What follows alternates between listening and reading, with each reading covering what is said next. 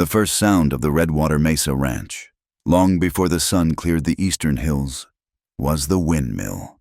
It was a rhythmic, aching squeal of metal on metal, a sound so constant that Sutton Pike only noticed it when it stopped. This morning, in the cold copper light of 1878, it turned slow, catching the high desert wind and pulling water from deep in the cinder basin. The land was dry. The air tasted of alkali and distance. Below the rise of the small ranch house, the Greyfinch Creek was little more than a muddy suggestion, a ribbon of damp earth where red dust gathered like fine smoke. Sutton Pike stood in the barn, the scent of hay and old leather filling his lungs. He was a tall man, built solid like the fence posts he drove into the hard-pan soil. A faint white scar, old and long-heeled, cut across the angle of his chin, giving him a look of permanence, of having weathered things. He was mending a saddle, pushing an awl through the thick skirt leather with practiced, powerful motions. His hands were broad, the knuckles scarred. This work, this repetitive motion of pulling the waxed thread tight, was a comfort. It was a way to keep his hands busy while his mind wrestled with the silence. The ranch was too quiet. It had been quiet for a year, ever in a way that had settled into the boards of the house, into the very dust on the windowsills. He was heavy with a loss that had no name in polite company, a grief that had calcified around his heart. Mending leather was a habit, a way of protecting himself, of focusing on the tangible thing he could fix rather than the gaping emptiness in the kitchen. He needed a cook. The drive was coming, and the men he hired to push the Redwater herd north would expect hot food, hot coffee, and plenty of it. Without a cook, the drive would fall apart before it began. The wind shifted, bringing the faint smell of wood smoke from town, and with it, the memory of yesterday's gossip. Larkspur Bluff was 10 miles of hard riding, a cluster of false front buildings clinging to the edge of the basin. Sutton had ridden in for grain, and the news met him before his horse was tied. It wasn't shouted. It was worse. It was the currency of whispers. The quiet assessments passed between women in bonnets and men leaning on hitching posts. A new cook, hired by his neighbor, the widow Hyacinth Bragg, had been dismissed. The word used was unvirtuous. It was a heavy, suffocating word. It meant the woman was finished in cinder basin. He saw her then, sitting on the top step of the general store, isolated as if by a plague. She sat perfectly still, a worn canvas bag clutched in her lap. Her gaze was fixed on the dusty main street, on the heat shimmering off the packed earth, as if searching the horizon for an escape route that did not exist. She looked tired, not just from travel, but a deep, bone-weary exhaustion that comes from fighting a battle you are doomed to lose. Then, Hyacinth Bragg emerged from the store. She was a woman who owned things, and she walked as if she owned the air itself. Her black bombazine dress rustled, an expensive sound in the quiet town. She paused, adjusting her gloves, her eyes landing on the woman on the steps. Hyacinth Bragg did not lower her voice. She intended to be heard. "Some people," she announced to the dusty air, her lips pursed in a thin, satisfied line, "are simply not built for decent work. She ruins meals, and she ruins reputations." A few of the widow's relatives, lingering nearby, offered faint, cruel smiles. Decker Crow, Hyacinth's foreman, leaned against a post. His eyes narrowed as he watched the scene with a lazy interest. Sutton, standing by his wagon, watched too. He saw the woman, Marin Vale. He'd heard someone call her flinch. It was not a large movement. Her shoulders did not slump. She did not cry. Instead, her spine stiffened, just fractionally, and her knuckles went white on the handle of her bag. Sutton found himself looking not at her face, which was turned away, but at her hands. They were not the soft, unmarked hands of a lazy woman or a harlot. They were the hands of a worker, visible on the back of her right hand, and along the side of her left were the pale, silvery traces of old burns, a long streak here from the edge of a pan, a small constellation of white dots there from spitting grease. They were the marks of labor, the unavoidable history of someone who had spent years over hot stoves and open fires, The widow's words and the woman's hands told two different stories. Sutton Pike was a man who trusted what he could see.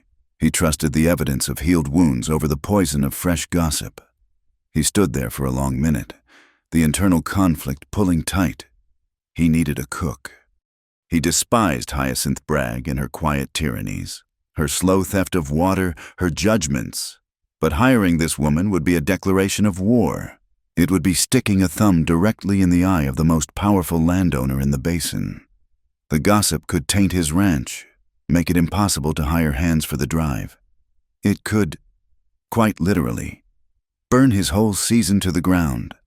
He looked at the ranch hands loafing outside the saloon, their eyes sliding toward Marin Vale with a knowing, speculative hunger that made Sutton's jaw tighten. He looked at the women of the town, pulling their skirts aside as they gave the steps a wide berth. And he looked at Marin Vale, who had not moved, who seemed to be trying to shrink into herself, to disappear into the rough wood of the steps. Sutton made his decision. It was simple, and it was final. He untied his wagon, the thick rope familiar in his hands. He walked, not to the wagon, but across the dusty street. His boots made no sound. The whispers died as he approached. The town held its breath. He stopped at the bottom of the steps, his shadow falling over her. Marin Vale flinched again, expecting another insult, another stone thrown. Slowly, she lifted her head. Her eyes were bright, a clear, startling blue in her dust-streaked face. But they were wary, like a coyote caught in a trap, expecting the finishing blow. She was bracing herself. Sutton Pike did not waste time. He touched the brim of his hat, a gesture that was more habit than courtesy. "You need work." His voice was low, rough from disuse. The question hung in the hot, dead air. Marin stared at him. She searched his face, the scarred chin, the steady gray eyes. She saw no pity. She saw no leering interest. She saw only a question. Her throat worked, but no sound came out. She was assessing the cost of the question, the hidden price. Sutton saw the fear in the calculation. He was not a complicated man, and he would not be part of her ruin. "The Redwater Mesa Ranch," he clarified, keeping his voice steady. "I need a cook for the cattle drive. Starts in 3 weeks. Pay is $20 and found. The work is hard, but the roof is solid." Relief washed over her face, so potent it was like watching a parched plant take water. The tension broke. Her shoulders, which had been rigid, slumped for just a second. A job. A real job. Not a proposition. She swallowed, finding her voice, though it came out cracked and low. "I can cook." "I figured as much," Sutton said, glancing once more at her scarred hands. Hyacinth Bragg made a small sound of disgust from across the street, but Sutton ignored her. He looked back at Marin. She looked down at her worn bag, then back up at him. She gave one sharp, final nod. It was not a plea. It was an acceptance.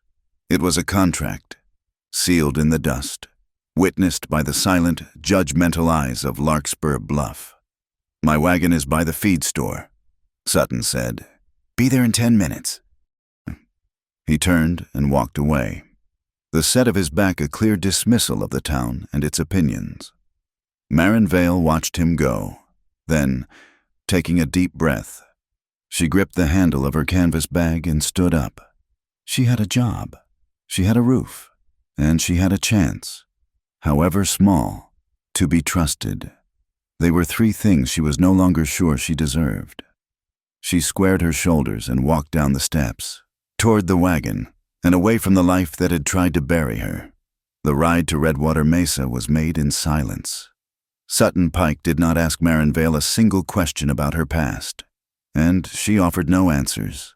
The only sounds were the steady clopping of the horses, the jingle of the harness, and the grinding of the wagon wheels in the deep red dust. The cinder basin was vast, a high desert floor punctuated by sharp, rocky hills that looked like the knuckles of a buried giant. They passed the turnoff for the Bragg Ranch, marked by a new, cleanly painted sign that seemed arrogant in the wilderness. Another 2 miles down the rutted track, the land rose slightly. Redwater Mesa was not a mesa at all. just a wide, flat rise that held a collection of buildings, a solid, unpainted timber house, a sturdy barn, and several lean-to sheds. Its porch boards, facing west, had been bleached to a pale silver by the relentless sun. As Sutton pulled the wagon to a halt, a discordant, rhythmic clanging drifted on the wind. It was the sound of cattle bells from down by the Gray Finch Creek. The windmill above them maintained its steady, complaining squeal. A boy slipped out from behind the barn. He looked to be about 11 years old, thin, with a wiry frame that spoke of chores, not play. He had Sutton's dark hair and watchful, assessing eyes. He did not run to greet them. He stood, wiping his hands on the sides of his trousers, his gaze fixed on the woman in the wagon. His eyes were young, but they held the caution of someone who had seen things go wrong too many times. "Eli," Sutton said, his voice deep as he climbed down from the wagon seat. "This is Miss Marin Vale. She's here to cook for us." Sutton pulled her canvas bag from the wagon bed. Marin climbed down, her legs stiff. She smoothed her skirt and looked at the boy. "Hello, Eli." Eli Whitlow offered no greeting. His eyes flickered, taking in her dusty dress, her scarred hands, and the exhaustion settled around her mouth. He had been in town yesterday. He had heard the talk. "She'll take the back room," Sutton said, more to the air than to either of them. "The one off the kitchen." He led the way onto the porch. Marin followed, the sound of her boots on the weathered wood sounding loud in the quiet. Sutton pushed open the kitchen door, and the chill hit her. It was not the cold of the desert morning. It was the deep, settled cold of a room that had lost its purpose. The air was stale, smelling of old ashes, dust, and a faint, lingering sorrow. A film of red grit covered the long pine table, the countertops, and the dry sink. The great cast-iron stove, the heart of any ranch house, was black, silent, and dead. Its firebox was choked with pale, compacted ash. Sutton set her bag down by the door to a small adjoining room. "It's been unused for a spell," he said, an understatement that covered a chasm of loss. Marin stood in the center of the room. It was a good space, well-built, with sturdy shelves and a large pantry, but it was a room without a soul. She looked at the dead stove, at the dust motes dancing in the single shaft of light from the dirty window. Without a word, she walked to her bag, untied the ribbons of her bonnet, and hung it on a hook by the door. She was no longer a victim on the steps of the general store. She was a cook. This was her domain. She went to the window over the sink, her hands finding the stiff latch, and forced the sash upward. Dry, clean air, tasting of sage and distance, immediately flooded the room, breaking the stillness. She found a broom leaning in the corner and began to sweep. The sound was sharp, scratching, decisive. It was the sound of occupation. She swept the dust, the tracked-in dirt, the memory of idleness, pushing it all toward the door. Eli watched her from the doorway, his silence as heavy as his uncle's. Marin ignored him. She moved to the stove. She found an ash bucket and a small iron shovel. She didn't just empty the firebox. She attacked it, scraping the old soot and clinkers from the grate, her movements efficient and strong. She reached her arm up into the flue, checking the damper, her skin instantly black with soot. Satisfied, she moved to the wood box, finding it half full of juniper and mesquite. She laid the fire with the precise geometry of a master. Kindling arranged just so, the heavier splits of juniper stacked to draw the air. She struck a single match, and the dry wood caught with a hungry whoosh. The flame was bright yellow, and she closed the heavy iron door. Within minutes, the stove began to tick and ping as the metal heated, and a low, radiating warmth began to push back against the cold. The house had taken its first breath. The next morning, the ranch woke to a different world before the sun had even touched the horizon. Sutton was walking from the barn when the smell hit him. It stopped him cold. Coffee, not the weak, watery swill he'd boiled for himself and Eli for the past year. This was the aroma of deep, black, roasted coffee, rich and smoky. It was the smell of purpose, of a day beginning correctly. When he and Eli stepped into the kitchen, it was a different room. The air was warm.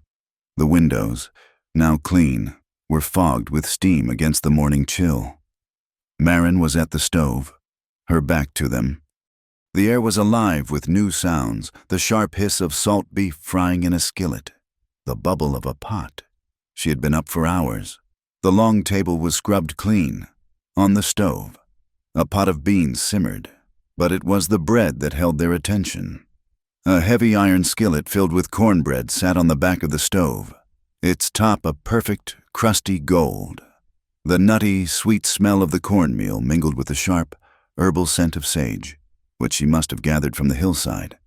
"Sit," she said, without turning. They sat. She brought the food, a platter of sizzling salt beef, the bowl of beans, and the skillet of bread. She poured them both coffee, black for Sutton, and added a splash of milk to Eli's cup. She cut the cornbread into thick squares and placed one on each plate. Sutton and Eli ate. They ate with the focused intensity of men who had forgotten what real food tasted like. The cornbread was moist and rich. The beef was salty and satisfying. The coffee was hot and strong. The silence in the kitchen was no longer the silence of grief. It was the silence of deep, uncomplicated comfort. In the days that followed, Eli began to orbit the kitchen. His wariness of Marin was overcome by his curiosity and, though he would never admit it, by the warmth she had brought into the house. He was a boy starved for a mother's presence. He watched her work. Her movements were fluid and economical. She wasted nothing. She saved bacon grease in a jar, potato peels in a bowl for the chickens, and kept a small pot of broth simmering at all times. One afternoon, Marin was working through a bushel of apples, prepping them for drying before the cattle drive. Eli stood in the doorway, watching. "Staring doesn't peel the apple. Eli," Marin said, not unkindly. She held out a second paring knife. "If you're going to be in my kitchen, you'll work." He hesitated, then came forward and took the knife. He sat at the table. His first attempts were clumsy, the blade digging too deep, the peel breaking into short, thick chunks. "No," Marin said, her own hands a blur. A perfect, unbroken spiral of red skin fell from the apples she held. "Like this. Hold the knife steady, turn the apple, let the blade do the work." Eli frowned in concentration. He picked up another apple. He tried again, his tongue sticking out the corner of his mouth. The peel grew longer. He turned the fruit, his small hand cramping. Finally, a long, unbroken ribbon fell to the table. He looked up at her, a small, involuntary smile of pride on his face. "That's the way." Marin nodded. The simple praise was like a key turning a lock. Soon, she had him at the table, his hands white with flour, learning to knead biscuit dough. "Push it away," she instructed. "Then fold it and turn it. You have to teach the dough who is boss." Sutton found reasons to be near the house. He mended harness in the barn doorway instead of the dim interior. He fixed a loose board on the porch that wasn't broken. He told himself he was staying close in case she needed anything. But he was listening. He heard the scrape of Eli's chair on the wooden floor. He heard Marin's low, calm instructions. And then, one afternoon, he heard a sound that made him freeze, the leather strap frozen in his hands. It was Eli, laughing, a short, abrupt bark of a laugh at something Marin had said. Sutton leaned his head against the warm wood of the barn wall, his eyes closing. He heard Marin's answering chuckle, a low, soft sound. The two sounds, tangled together, undid a knot in his chest he had carried for a year. He stayed there for a long time, just listening to the sound of his house being alive. Marin, however, knew the ranch was on a knife's edge. She was a cook, but she was also a quartermaster. She sat at the table one night with Sutton's ledger and a pencil. She was writing a list for the drive: salt, flour, brown sugar, lard, coffee. She knew how to feed 10 hungry men for 40 days on the trail. She calculated the cost of every bean, every ounce of flour. She was counting every penny of Sutton's money as if it were her own. This was not just a job. It was a campaign. But the world did not stop at the Redwater fence line. The wind that turned the windmill also carried the gossip from Larkspur Bluff. When Sutton rode out to check a section of fence bordering the Bragg property, he saw Decker Crow. The foreman sat on his horse, rolling a cigarette, a lazy, insulting smirk on his face. He didn't wave, he just watched. A few days later, one of the Bragg hands, supposedly looking for strays, called out to Sutton across the creek. "Heard you're partial to Hyacinth's leftovers. Pike hopes she's a better cook for you than she was a woman for us." Sutton's hand tightened on his reins, but he did not reply. He turned his horse and rode away. His silence was a wall. He would not dignify the poison with an answer, but he knew, in the hard clarity of the desert, that silence was a double-edged knife. To the town, it might look like shame. The evenings were when the new quiet of the ranch settled. After supper, Eli would spread his school books on the table. Marin would clean, her movements rhythmic. Sutton would sit in his chair by the hearth, mending a bridle or oiling a boot, the firelight playing on his scarred chin. The lantern on the table cast a pool of warm, yellow light. It softened the lines of exhaustion on Marin's face, catching the copper strands in her hair as she bent over the sink. Sutton watched her, not directly, but in glances from under the brim of his hat. He watched her capable hands, the efficient set of her shoulders. He found the hard, angry lines around his own eyes relaxing in the warm glow.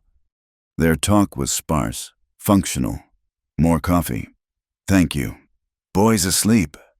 But the real conversation was happening in the spaces between. The first few nights, Marin had served them and retreated to the sink to eat standing, as a hired hand would. On the third night, Sutton had set a third plate and fork at the table. When Marin hesitated, he merely looked at the empty chair, a silent order. She had sat, now. She sat with them every night. The distance between them, which had once been the width of a cold room, was now just the width of the pine table. He noticed she never sat with her back to the door. She noticed he always paused for a second before he drank his coffee, as if listening. When she passed him the cup, her fingers came close to his. A breath of warmth, a near touch that felt louder than a shout. They were two solitary people, survivors, learning to share the same small space, the same patch of light. One night, a norther blew in, a high, keening wind that hit the house like a fist. It rattled the windows and screamed down the chimney. Eli, worn out and full from a rich beef stew, had fallen asleep on the settee near the stove. He was curled on his side, his breathing deep and even. Tucked into his hand was one of Marin's clean, folded kitchen towels. Marin finished wiping the last plate and hung it on the rack. She looked at the boy, and her expression, usually so guarded, softened. She took a worn quilt from the back of Sutton's chair and gently, carefully, draped it over Eli. Sutton watched her from his seat. Marin turned, and her eyes met his across the room. The wind howled, desperate to get in, but the stove was a bulwark against it. The kitchen was warm, safe, smelling of wood smoke and the faint, sweet scent of apples. In that shared look, an unspoken treaty was signed. This room, which had been a cold monument to what was lost, was now a fortress. The wind could not get in, the gossip could not get in. Marin was the first to look away, a faint flush on her cheeks. She turned to bank the fire for the night. Sutton stayed where he was, listening to the storm that was locked outside, and to the quiet, sleeping breath of the boy who was safe inside. Saturday morning crackled with a nervous energy. The weekly trip to Larkspur Bluff for market day, once a simple chore for Sutton and Eli, now felt like a planned invasion. The wagon, stocked with empty crates and canvas bags, was heavy with attention that had nothing to do with weight. Eli was perched on the seat, clutching a large, empty stoneware jar. He was excited for the honey, a rare treat. Sutton was quiet, his gaze fixed on the road, his hands light but firm on the reins. Marin sat between them, her back straight, her hands folded in her lap. She wore her cleanest apron over her gray work dress, and her hair was pulled back so tightly it seemed to accentuate the exhaustion around her eyes. She had not been back to town since the day Sutton had hired her. She was returning to the place of her humiliation, and the air in the wagon was thick with her silent dread. As they rolled onto the main street, the usual bustle of a Saturday market, men trading horses, ranchers loading supplies, the ring of the blacksmith's anvil seemed to pause. Conversations lowered to a murmur. Heads turned. People stopped loading their wagons to watch the Redwater wagon pass. They saw Marin Vale, sitting not in the back like a hired hand, but on the main seat, beside the rancher himself. Sutton pulled the wagon to a halt in its usual spot in front of the general store. He felt the eyes on them. A physical weight, curious and hostile. "I'll see Nora Keene at the forge," he said, his voice level. "Need a new pin for the hay rake." He looked at Marin, his gaze steady, holding hers for a moment. "Get the list filled." "Yes, sir," Marin said, her voice quiet but clear. "Eli, you stay with Miss Marin. No running off." "Yes, Uncle Sutton." Eli piped up, sliding off the seat with his precious jar. Sutton nodded once, a sharp, decisive gesture.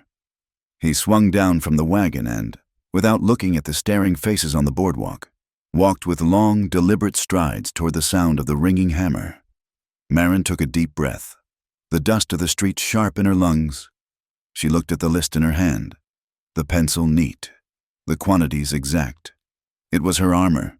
She was not a disgraced woman. She was a cook with a job to do. "Come on, Eli," she said, and stepped down onto the street. She and the boy, him clutching his jar and her clutching her list, stepped up onto the boardwalk. It was like walking through invisible wire. People shifted. Two women who had been examining bolts of calico on a barrel suddenly found their conversation urgent, their backs turned pointedly to Marin. They were halfway to the door of the general store when the path was blocked. Hyacinth Bragg stood there, flanked by two of her cousins and her foreman, Decker Crow. The widow was dressed in expensive dark green, a hat with a severe black feather perched on her iron-gray hair. She was smiling, but the expression was all teeth, a predatory bearing that did not touch her cold, pale eyes. "Why, Miss Vale." Hyacinth's voice lilted, sweet as poisoned honey. It was not loud, but it was pitched to carry, to draw the attention of everyone on the street. "What a surprise! I must say, I had assumed you would have had the decency to move on by now." Marin stopped. Eli, sensing the danger, pressed closer to her leg.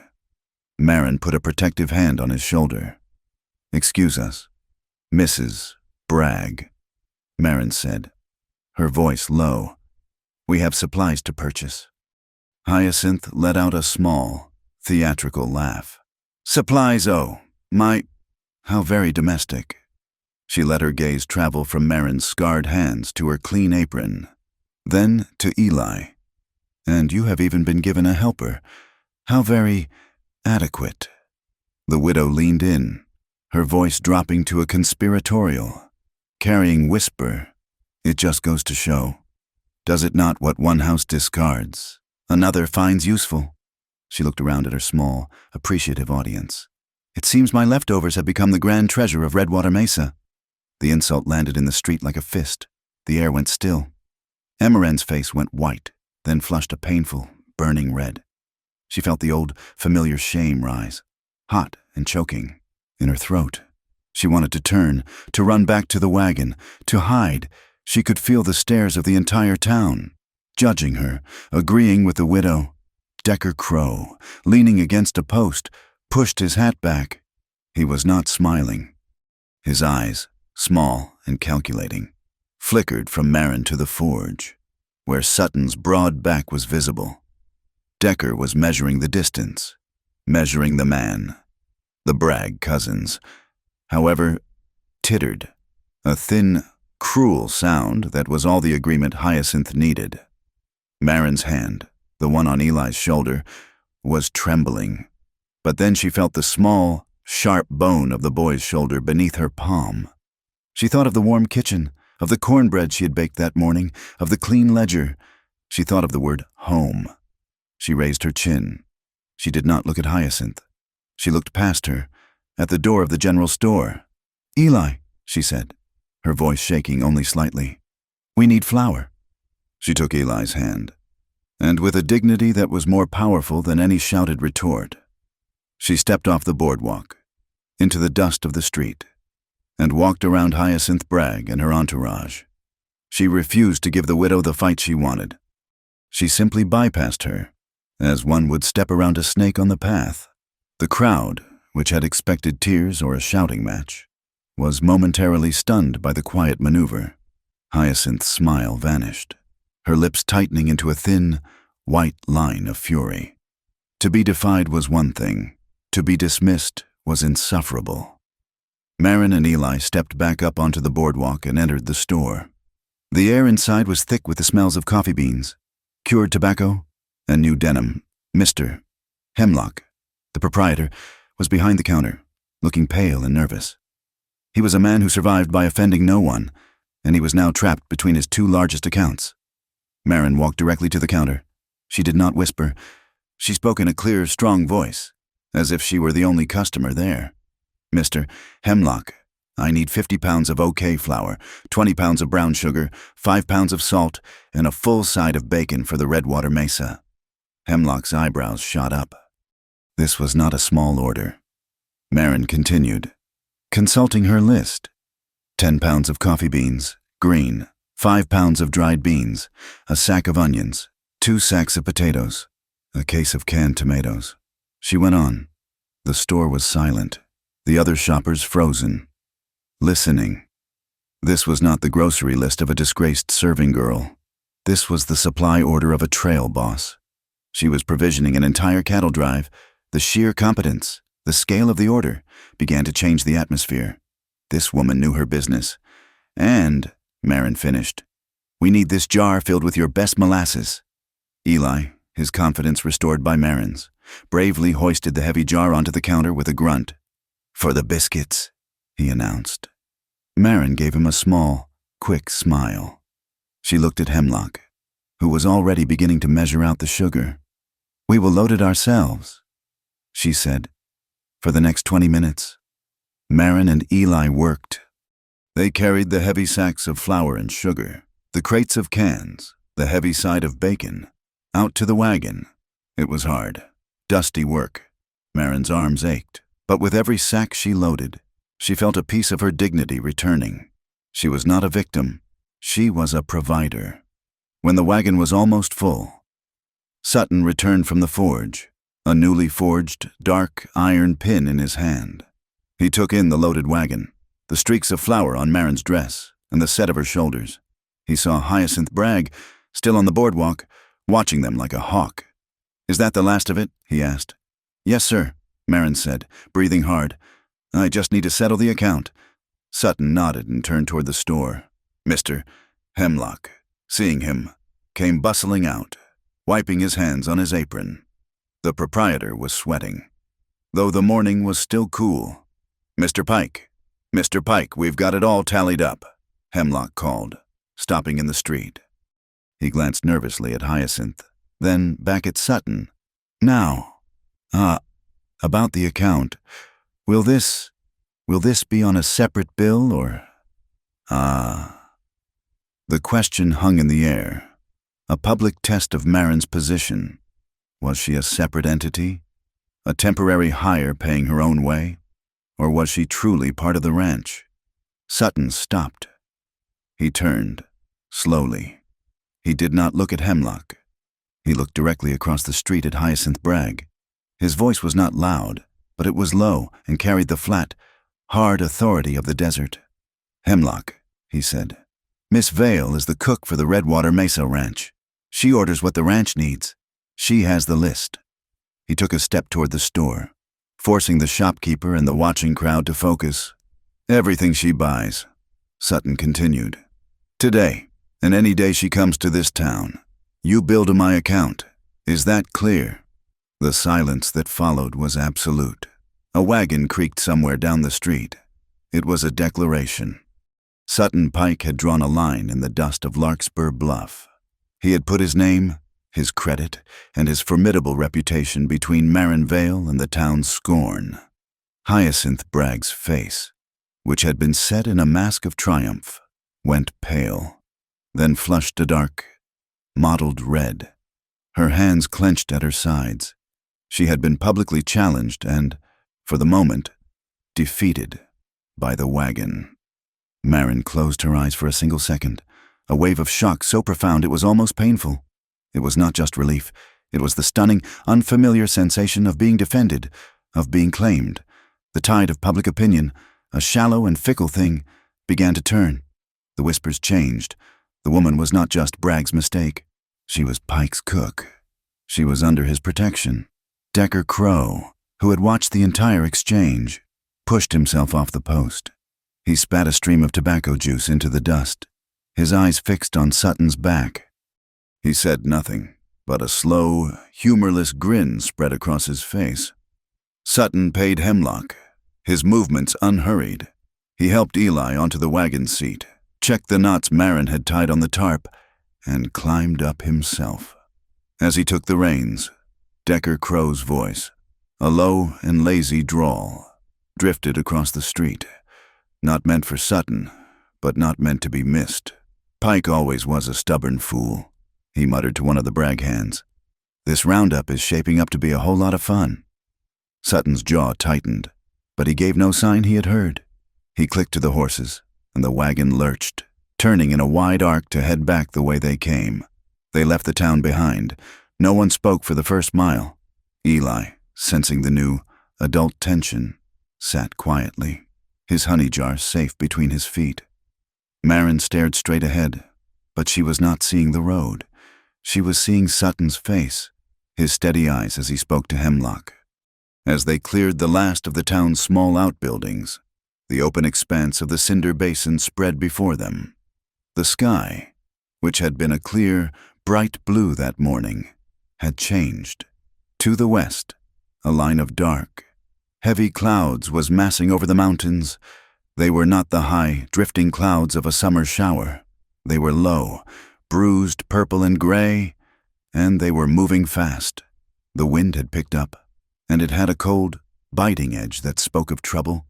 The wagon rattled on, carrying its load of flour, sugar, and the bitter seeds of a newly declared feud, driving straight into the gathering storm. The storm did not wait. It had been a threat on the horizon when they left Larkspur Bluff. By the time they had unloaded the last of the supplies and driven the wagon into the barn, it was a certainty. The air turned a strange, sickly yellow-green. The wind, which had been blowing steadily from the west, suddenly stopped. An absolute, breathless silence fell over Redwater Mesa. The windmill, which had been squealing, went quiet. The cattle bells by the creek were still. Sutton Pike stood in the barn doorway, staring at that dead, bruised sky. He had seen this before. It was the pause before the blow. "Marin," he bellowed, his voice a crack of thunder in the silence. "Eli, get in the house, not the barn. The house." Marin, who had been sweeping the porch, looked up, her hand frozen on the broom. Eli came running from the chicken coop, his face pale. The sky tore open. It was not rain. It was a wall of white. Hail, the size of marbles, hit the dry ground with a sound like 1,000 drums. The wind hit a split second later. A high, screaming roar that ripped the broom from Marin's hand and sent it spinning across the yard. A bolt of lightning, blue-white and jagged, struck the ridge above the house. The crash of thunder was instantaneous, a physical blow that shook the foundations of the house. And then came the sound of the herd. It was a low, rising moan of pure panic. The Redwater cattle, grazing peacefully in the south pasture that bordered Scoria Cut, were struck by the stinging ice and the terrifying sound. They began to run. Sutton sprinted for his horse, already saddled in the barn. "Eli, stay with Marin. Keep the doors barred."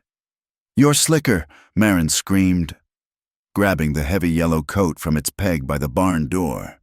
He took it from her, his eyes already on the field. "Light the storm lanterns," he ordered, swinging into the saddle. "Put them on the porch. Pray they don't lose their heads." He kicked the horse, and the animal leaped forward, carrying him into the white, churning chaos of the storm. Inside the kitchen, the noise was deafening. The hail hammered the roof, and the wind howled. Eli stood by the window, his knuckles white, trying to see his uncle. "He'll be lost," Eli whispered, his voice trembling. "He will not," Marin said, her voice tight. She was at the stove, striking a match. Her hand was perfectly steady. The flame caught. She lit the 2 heavy storm lanterns. "He knows this land, but he needs us to do our part." She handed one lantern to Eli. "You stand by the barn door, the one he rode out of. Keep it open, and hold that lantern high so he can see his way back. But you do not step outside. Do you understand me?" Eli nodded, his fear replaced by a fragile sense of duty. He ran, hunched against the wind, to the relative safety of the barn. Marin took the second lantern.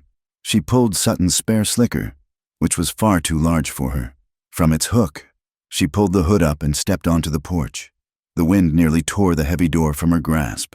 The rain and hail hit her, an icy, stinging assault. She held the lantern high, its yellow light a small, defiant beacon in the screaming gray. She could barely see the herd, a dark, roiling mass moving through the sheets of rain. She saw Sutton, a lone rider, his body low over his horse's neck, whistling, swinging his lariat, trying desperately to get ahead of the lead steers, to turn them from the deep, rocky gash of Scoria Cut. And then she saw them, up on the small rise that held the windmill and the main water tank. 3 other riders sat on their horses. They were dark shapes, unmoving, watching the stampede. They were not helping. They were just watching. She recognized the broad, menacing shape of Decker Crow. Her blood went cold. Why were they there? Why watch a man's herd go to ruin? As if in answer, a new sound cut through the storm. It was not the wind, not the thunder. It was a roar, the sound of a huge, uncontrolled rush of water. A flash of lightning illuminated the hillside, the main headwater trough, the massive wooden channel that fed the lower pastures from the windmill's cistern, had burst. A torrent of water was exploding from its side, gushing down the muddy slope, forming an instant, shallow river. It was not running aimlessly. The water was sheeting down the hill, cutting across the path of the herd, acting as a second, terrifying barrier. The cattle, already running from the hail, hit the unexpected flood of water and veered sharply away from it, right toward the cliff. Marin understood in an instant. The water was funneling them. It was a deliberate act of sabotage. Sutton saw it too. He let out a roar of pure fury that was stolen by the wind. He knew that trough. Its sluice gate was held by a heavy iron pin. It could not come loose on its own. Marin did not hesitate. She dropped the lantern, leaving it smoking on the porch. She pulled the hood of the slicker tight and ran. She ran from the safety of the house into the full, violent force of the storm. The mud was ankle deep, a thick, cold slurry that tried to steal her boots. The hail stung her face. "Marin!" Eli's voice was a thin thread of terror from the barn. "Don't!" She ignored him. She scrambled up the slick hillside, her hands digging into the mud, her lungs burning. She kept her eyes on the gushing trough. The 3 riders saw her coming. She saw Decker Crow look down, his face obscured by his dripping hat. He seemed to tip his hat in a lazy, mocking salute.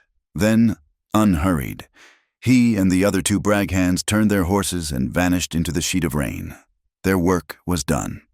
Marin reached the tank. The water pressure was immense. The main sluice gate was wide open.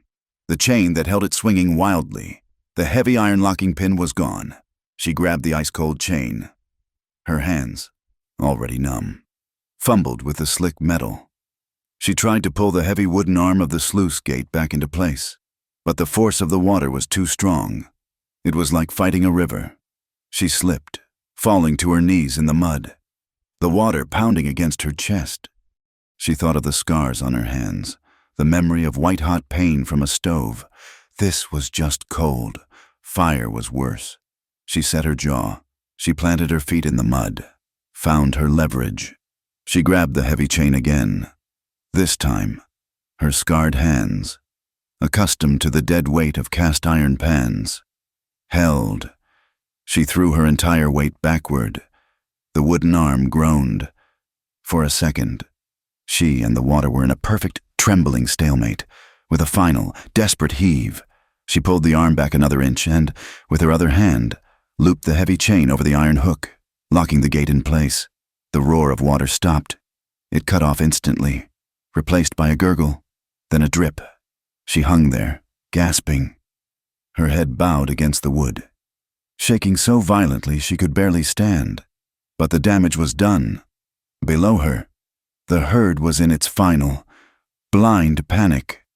A monstrous clap of thunder exploded directly overhead, as if the sky itself had cracked in two. The lead steer, a massive, long-horned brute, crazed with terror, bellowed and bolted. He was running blind, his head down, straight for the lip of Scoria Cut, which was now less than 100 yards away. The entire herd, a single entity of blind terror, followed him. Sutton was riding parallel, his horse straining, but he was too far to the side. He could not get in front. He was whistling, screaming, swinging his rope, but he could not turn the tide. He was watching his entire livelihood, his future, about to throw itself into the rocks. Marin, on the hill, was closer. She was between the herd and the cut. She looked around, her eyes frantic. By the side of the trough, weighted down by a rock, was a large, folded canvas tarp, the one Sutton used to cover the feed wagon. She ran to it, her legs screaming. She tore the rock away and grabbed the canvas. It was heavy, stiff with the cold, and instantly soaked. She ran down the hill, sliding in the mud, placing herself directly in the path of the stampede. The lead steer was almost on her, a mountain of terrified muscle and horn. She found her footing on a small patch of level ground, with a strength born of pure adrenaline. She gripped two corners of the heavy tarp. "No!" she screamed into the wind. She shook the canvas open. The wind caught it. The heavy tarp exploded outward like a ship's sail, a huge, flapping, unfamiliar wall directly in the face of the charging animal. The lead steer, his eyes already wide with the terror of the storm, saw this new, flapping monster. He skidded, his hooves plowing deep furrows in the mud, bellowing in confusion. He veered hard to the left, away from Marin, away from the gully. He cut back, and the rest of the herd, bound by their mindless instinct, followed him. A wave of beef and horn, thundering so close Marin could feel the heat of their bodies, turned from the edge of the cliff and ran back toward the relative safety of the lower pasture. Marin stood her ground, the slicker flapping around her, her arms ripping at the sockets, holding the canvas high until the very last of the panicked cattle had passed her. Then her strength gave out. The tarp ripped from her frozen fingers and flew into the rain. She collapsed to her knees in the red mud, gasping. The storm, as if its purpose was complete, began to ease. The hail stopped. The wind died from a scream to a howl, and the rain lessened to a steady, cold downpour. Sutton rode his horse slowly up the rise. The animal was lathered, blowing hard. He stopped a few feet from where Marin knelt. She looked up. Her hair was pasted to her skull. Mud covered her face, her hands, her clothes. She was shaking so violently her teeth were chattering. Sutton swung down from his horse. He walked toward her, his boots sucking in the mud. He took off his hat, and rain streamed from his hair. His face was a mask of stone, but his eyes were raw. He stopped in front of her. He looked at the trough she had chained. He looked at the path the herd had taken. He looked at her, kneeling in the mud. He saw the gratitude. He saw the stark, stunned admiration. And in the depths of his gray eyes, there was something else, a profound recognition, a connection forged in the chaos that went far beyond master and servant. He did not speak. He just held out his hand. Marin looked at it for a second. His hand was scarred, wet and steady. She put her own, caked in mud, into his. His grip was hard and warmer than she could have imagined. He pulled her to her feet. She was unsteady, her legs shaking, and she swayed against him. His other hand came up, catching her arm, his fingers strong, steadying her. The brief contact, his body against hers, was a jolt of heat in the frozen rain. They stood there for a long, breathless moment, the sound of the receding storm and the saved herd drifting up from the pasture. Then Sutton's gaze dropped. He looked down at the mud where Decker and his men had sat, their horses churning the ground. He saw them. Deep, clear prints. A boot heel, marked with a distinctive, sharp-edged triangle cleat. His face hardened, the brief warmth in his eyes replaced by a cold, quiet fury. He released his grip on Marin's arm. "Go to the house," he said, his voice low and rough. "Both of you, get dry, get warm." Marin nodded, unable to speak. She and Eli, who had run from the barn to meet them, huddled together and made their way back to the house. Sutton Pike stood for another minute, staring at the tracks. Then, slowly, he put his hat back on. He swung into the saddle and rode off at a slow trot to check the herd, his shoulders set against the rein. A man who now had a war to fight. That night, the kitchen was the brightest room in the cinder basin. The stove roared. Eli, wrapped in a quilt, slept on the settee. Marin, scrubbed clean and in a dry dress, sat at the table, her hands wrapped around a hot cup of coffee, her body aching. When Sutton finally came in, hours later, he was soaked to the bone, but the herd was safe. A hot plate of beef stew and a fresh cup of coffee were waiting for him. He ate in silence. Outside, the violence was over. The rain, which had been an enemy, now fell softly on the roof, a gentle, lulling sound, promising green grass where there had been only dust. They had saved the ranch. But as Sutton looked at the woman across the table, he knew that the battle for Redwater Mesa had only just begun. The hours after the storm were heavy and thick, suspended in the sudden, ringing quiet. The rain had gentled to a whisper, a soft, steady dripping from the eaves of the house. Inside the kitchen, the air was warm, smelling of drying wool, hot coffee, and the stew Marin had reheated. Eli, scrubbed clean and wrapped in 2 quilts, had finally succumbed to exhaustion.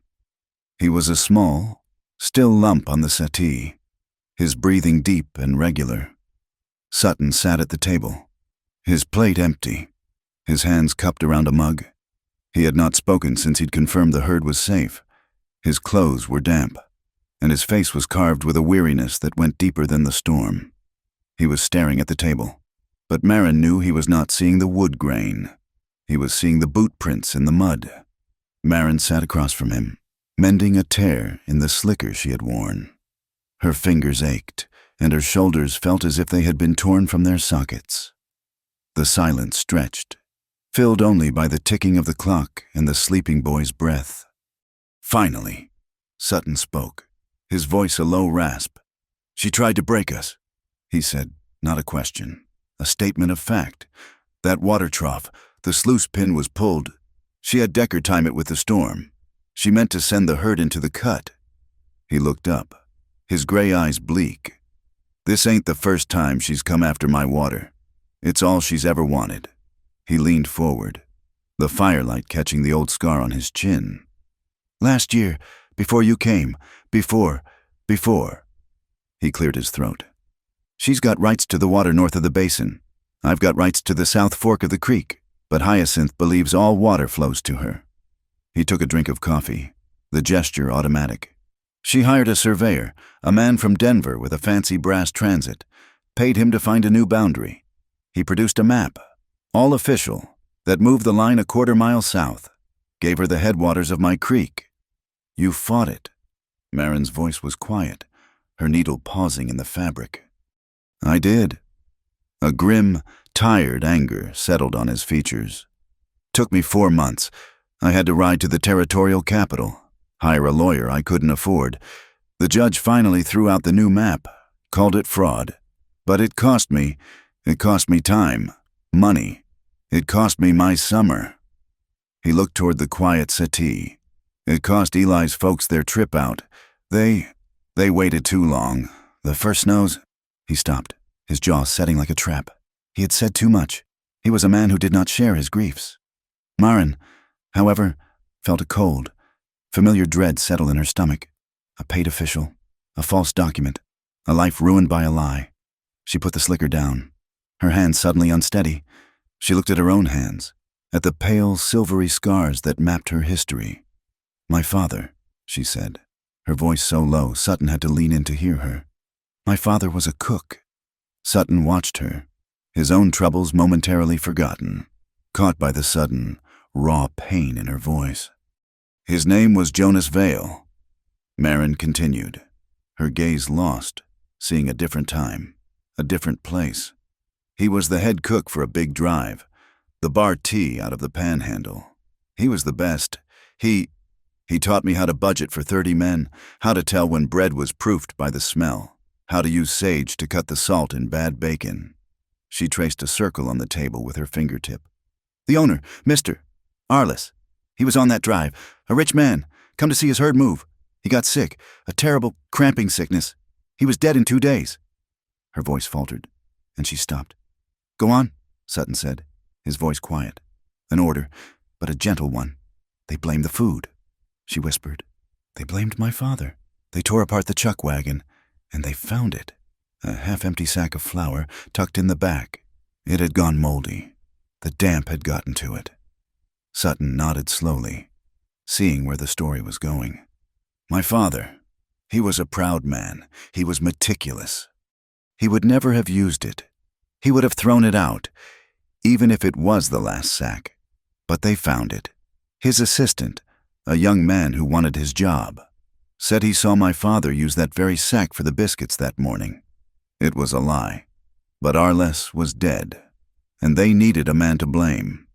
She finally looked up, and her eyes were bright with a pain that was more than a decade old. They called him a poisoner. They said he was cheap, trying to save $1 on flour. They said he was careless. They took his job. They took his name. No one would hire Jonas Vale. We lost everything. She stood, her chair scraping on the floor. She went to her small room, the one off the kitchen. When she returned, she was holding something in her hand. She walked to the lamp and opened her fist. It was a spoon. Not a tin camp spoon, but a heavy piece of old silver, the handle worn smooth, the edges soft with time. At the top of the handle, a single, elegant letter V was engraved. This was his, she said. He gave it to me before he died. He was working at a livery in El Paso, sweeping floors. He told me to be a good cook, to be an honest cook, to always be cleaner, better, and more careful than anyone else, because our name was all we had.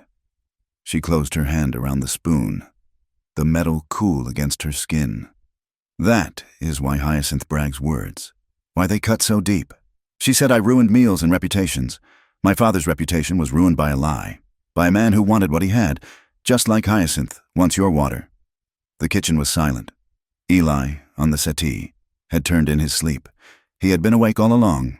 He was staring at Marin, his young face full of a new, solemn understanding. He had seen the fear and sorrow that adults carried, the heavy baggage hidden inside their quiet bodies. Sutton Pike stood up. He walked to the stove, took the coffee pot, and refilled Marin's cup. He refilled his own. His movements were slow, deliberate. He did not offer her pity. He did not say he was sorry. He offered her something far more valuable. A paid surveyor, he said, his voice flat. A lying assistant. 2 sides of the same cheap coin. He sat back down, and the alliance, which had been forged in the storm, was now sealed in shared history. The next morning, the world was washed clean. The sky was a high, aching blue. The ground was soft, and the smell of wet sage was sharp as pine. Marin, with Sutton beside her, walked up the hill to the water trough. She did not look at the view. She went straight to the sluice gate. The chain was still looped, just as she had left it, but she was looking at the wood around the latch. There, she said, pointing. Her finger, the one that had held the silver spoon, now pointed to a series of deep, fresh gouges in the wood. He used a pry bar. He was in a hurry, but he knew what he was doing. She examined the heavy iron pin holding the chain. The pin that should have been here. It would have taken 2 men to pull it under that much water pressure. He must have pulled it before the storm, and just waited to open the gate. He was patient, Sutton agreed, his voice hard. He waited for the hail to make the herd crazy. Marin nodded. She walked the length of the trough, her eyes scanning the ground, the path the water had taken. Back in the kitchen, she did not start breakfast. She went to the newly opened sack of flour, scooped a handful, and dropped it onto the clean-scrubbed pine table. Sutton watched, his arms crossed. With her finger, Marin drew a line in the flour. "This is the trough." She drew a small circle. "The cistern, here." A small X in the flour is where he broke the gate. She then drew a second, wavering line, downhill from the X. "This is the path the water took." Then she drew a third line. "This is Scoria Cut." She looked up at him, her eyes bright and intense. The water didn't just scare them, Sutton. It aimed them. He knew the slope of the land. He used your own water to push your own herd over the cliff. This was a weapon. Sutton stared at the crude, brilliant map. "Yes," he said. "It was." The trust between them, unspoken, began to change the rhythms of the house. It was no longer a matter of mere proximity. It was a partnership. When Sutton brought in the firewood that evening, he did not just drop the load by the stove. He took the extra minute to stack it neatly in the box. When Marin poured his morning coffee, she no longer waited for him to ask. When they stood at the dry sink after supper, their arms brushed as they worked she-washing, he drying and neither of them moved away. They were building a bridge, one small, unspoken courtesy at a time. That night, Marin took the ranch ledger from the shelf. She opened it. The entries were sparse. Sold 10 steers. Paid hemlock for feed. "This is not enough," she said. Sutton looked up from the bridle he was mending. "After what my father went through," she said, He tried to keep his own log, but it was too late. The lies were already told." She put her hand on the open book. "We need our own book, a Redwater book, a survival record." "What do you mean?" "I'll log my side," she said, her voice gaining strength. "Every meal I make, every sack of flour I open, every jar of preserves I put up, and you log your side, where the herd grazes and when, and we both log the water. Every morning, every night, the level of the creek, the level of the cistern, the time of day we water the herd. We write it all down." A slow understanding spread across Sutton's face. It was not just a kitchen log. It was a defense. It was evidence. "It's a weapon," Marin said, using her own word, her eyes meeting his. "Just like his water, but this one is ours." Sutton looked at her for a long time. The woman who had been hired as a cook, a piece of town gossip, had become the ranch's quartermaster, its strategist. He stood. He did not speak. He walked to the high shelf above the fireplace, a place he rarely reached. He took down a long, heavy iron key, hanging from a simple leather thong. It was dark with age and disuse. He walked back to the table and held it out to her. Marin looked at the key, then at his face. "What is this?" "The main storeroom," Sutton said. "The one out back, built into the hill. It's where I keep the winter supplies, the seed grain, the tools, everything that matters." He held it out, his hand steady. "You'll need to know the inventory," he said, his voice quiet. "You'll be in charge of it, all of it, for the trail drive and for the ranch." Marin stared at the key.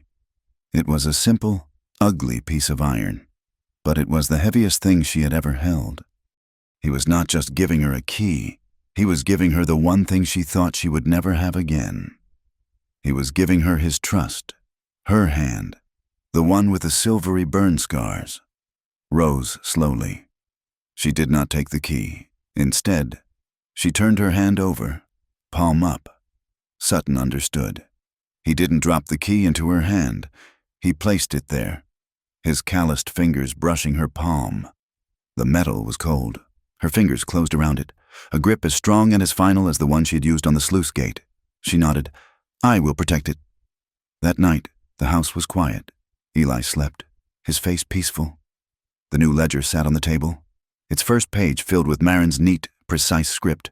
Sutton sat by the fire, cleaning his rifle, the metal parts oiled and gleaming. Marin sat across from him, mending one of Eli's shirts. her stitches small and even. Outside, a coyote let out a high, lonely cry, a sound that defined the vast, dangerous emptiness of the cinder basin. Sutton and Marin both looked up at the sound, their eyes meeting over the pool of lamplight. They held the gaze for a second. An alliance. Then, without a word, they both returned to their work. Two sentinels, sharing the same quiet watch. 2 weeks after the storm, the land was transformed. The cinder basin, usually a study in red and brown, was now brushed with a faint, fragile green. The creek ran clear and steady.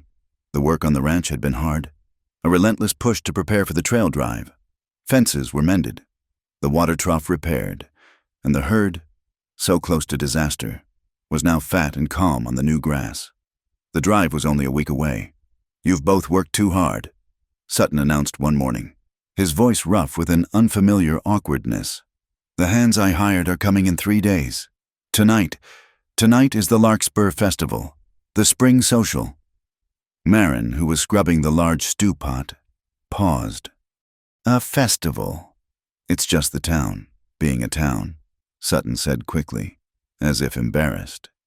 "But they hang lanterns. Eli likes the candy."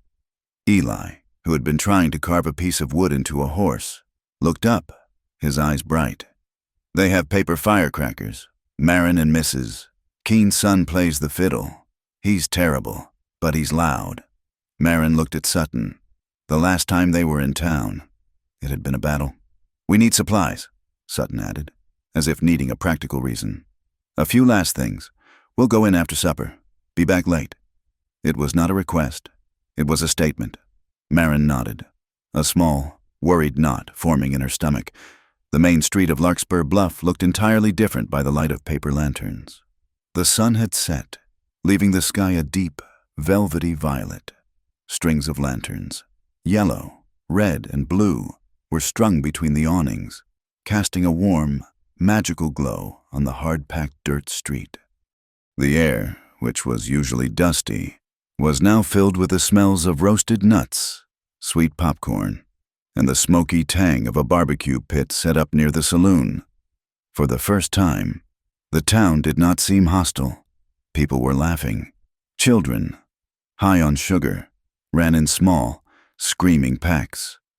Eli, clutching the 2 pennies Sutton had given him, immediately ran to the candy stall. Sutton and Marin walked behind him, their pace slower. The mood was infectious. Marin, who had arrived with her shoulders tense, found them relaxing. She had worn her one good dress, a dark blue wool that she had carefully mended. She felt out of place, but the warm light and the music made the world feel softer. Sutton wore his clean shirt, the one he saved for town. He looked larger, somehow, and uncomfortable. His hands jammed into his pockets, but he was also watchful, his eyes scanning the crowd. Not for threats this time, but for Eli. From inside the twin lanterns, a band struck up. It was not the usual raucous piano. It was a fiddle, a guitar, and a surprisingly steady bass. They began to play a waltz. The tune was simple, sweet, and carried clearly in the cool night air. Couples, braver and more practiced, began to dance in the cleared space in front of the saloon. Sutton and Marin stood near the edge of the boardwalk, by the blacksmith's forge. Watching Eli try to win a ball toss game, the music washed over them. Sutton cleared his throat. Marin turned to him. In the flickering, multicolored light of the lanterns, the scar on his chin was just a shadow, and his eyes were surprisingly clear. It's cold," Sutton said, his voice dropping. Marin nodded. "Yes, the wind is picking up." "A person could," he began, then stopped. He gestured, a short, awkward motion, toward the dancers. "A person could get warm, taking a turn." Marin stared at him. She had not danced in... She could not remember the last time she had danced. Her life was about stoves and ledgers and survival. I'm not a dancer, Mr. Pike," she said, her voice small. "Sutton," he corrected her, his voice low. "And I'm no prize myself. I've been told I've got 2 left feet, both in the same boot. He held out his hand. Not his whole hand. He just uncurled his fingers from his pocket. It was an invitation. Clumsy and hesitant. "Just one turn, so the boy can see we're not old and dead yet." A small, surprised laugh escaped her. "All right, Sutton, one turn." She placed her hand in his. His palm was not soft. It was hard, calloused, and wide. It enveloped hers completely. The contact was a jolt, as real as the lightning from the storm. It was not a touch of labor, like handing him a plate, or a touch of rescue, like him pulling her from the mud. This was a choice. He led her not into the circle of dancers, but to a clear, flat spot on the wooden boardwalk, under a string of yellow lanterns. The dew had begun to settle, and the wood was damp, making their steps quiet. He put his other hand on her waist. Marin's breath caught in her throat, even through the thickness of her wool dress and his coat. She could feel the solid, steady pressure of his palm. It was not a grasping, possessive hold. It was a guiding, respectful one. Tentatively, she placed her free hand on the hard muscle of his shoulder, and they began to move. He was right. He was not a good dancer. His steps were stiff, more of a shuffle than a waltz, and she was just as bad. Her feet tangled, her body rigid with self-consciousness. They were two solitary, broken people, trying to move as one. "See?" he murmured, his voice close to her ear, a low rumble she felt in her chest. "Told you." She laughed again, a sound of genuine amusement, and the tension broke. "Let me lead then," she whispered back, a sudden boldness in her. "Be my guest." She relaxed. She stopped trying to follow and just started to feel the music, the cold air, the solid presence of the man holding her. She let him be the anchor, and she moved around him. His feet began to find the rhythm with hers. 1, 2, 3, 1, 2, 3. They were not elegant, but they were moving together. His coat was rough against her chin, a brass button on his shirt, just visible, brushed against her wrist as they turned. The contact sent a tiny, warm spark up her arm. She could smell the clean, sharp scent of the lye soap he used, mixed with wood smoke, leather, and the faint, sweet trace of the popcorn in the air. She was aware, acutely aware, of the strength in his arm, of the solid wall of his chest. She felt protected. For the first time since her father died, she felt, in this small, awkward circle of movement, completely and utterly safe. The song ended, the fiddle's last note hanging in the air. They stopped, but they did not step apart. The sounds of the festival rushed back in the laughter, the calls of the vendors, Eli shouting that he had won a paper fan, but in their small space, there was only silence. Sutton's hand was still at her waist. Her hand was still on his shoulder. They were breathing in time, their breaths misting in the cold air. The wind, bolder now, swept down the street. It caught a loose strand of Marin's hair, a piece she had tucked behind her ear, and whipped it across her cheek. She moved to brush it away. But Sutton's hand was faster. He lifted his hand, the one that had been holding hers, and moved with a hesitation that was profoundly gentle. He did not touch her. He just let his fingers hover, a fraction of an inch from her temple. He was asking for permission. His eyes, in the lantern light, were dark and serious, and they were asking her a question he did not know how to say. Marin's heart felt as if it had stopped. She did not pull away. She did not flinch. She just leaned in. A movement so small it was barely a movement at all, but it was her answer. His calloused fingers, which had mended saddles and fought storms, touched her skin. The calluses were rough, but the touch was lighter than a moth's wing. He traced the line of her hair back from her temple. His fingers brushed the shell of her ear, and Marin felt a shiver run down her spine.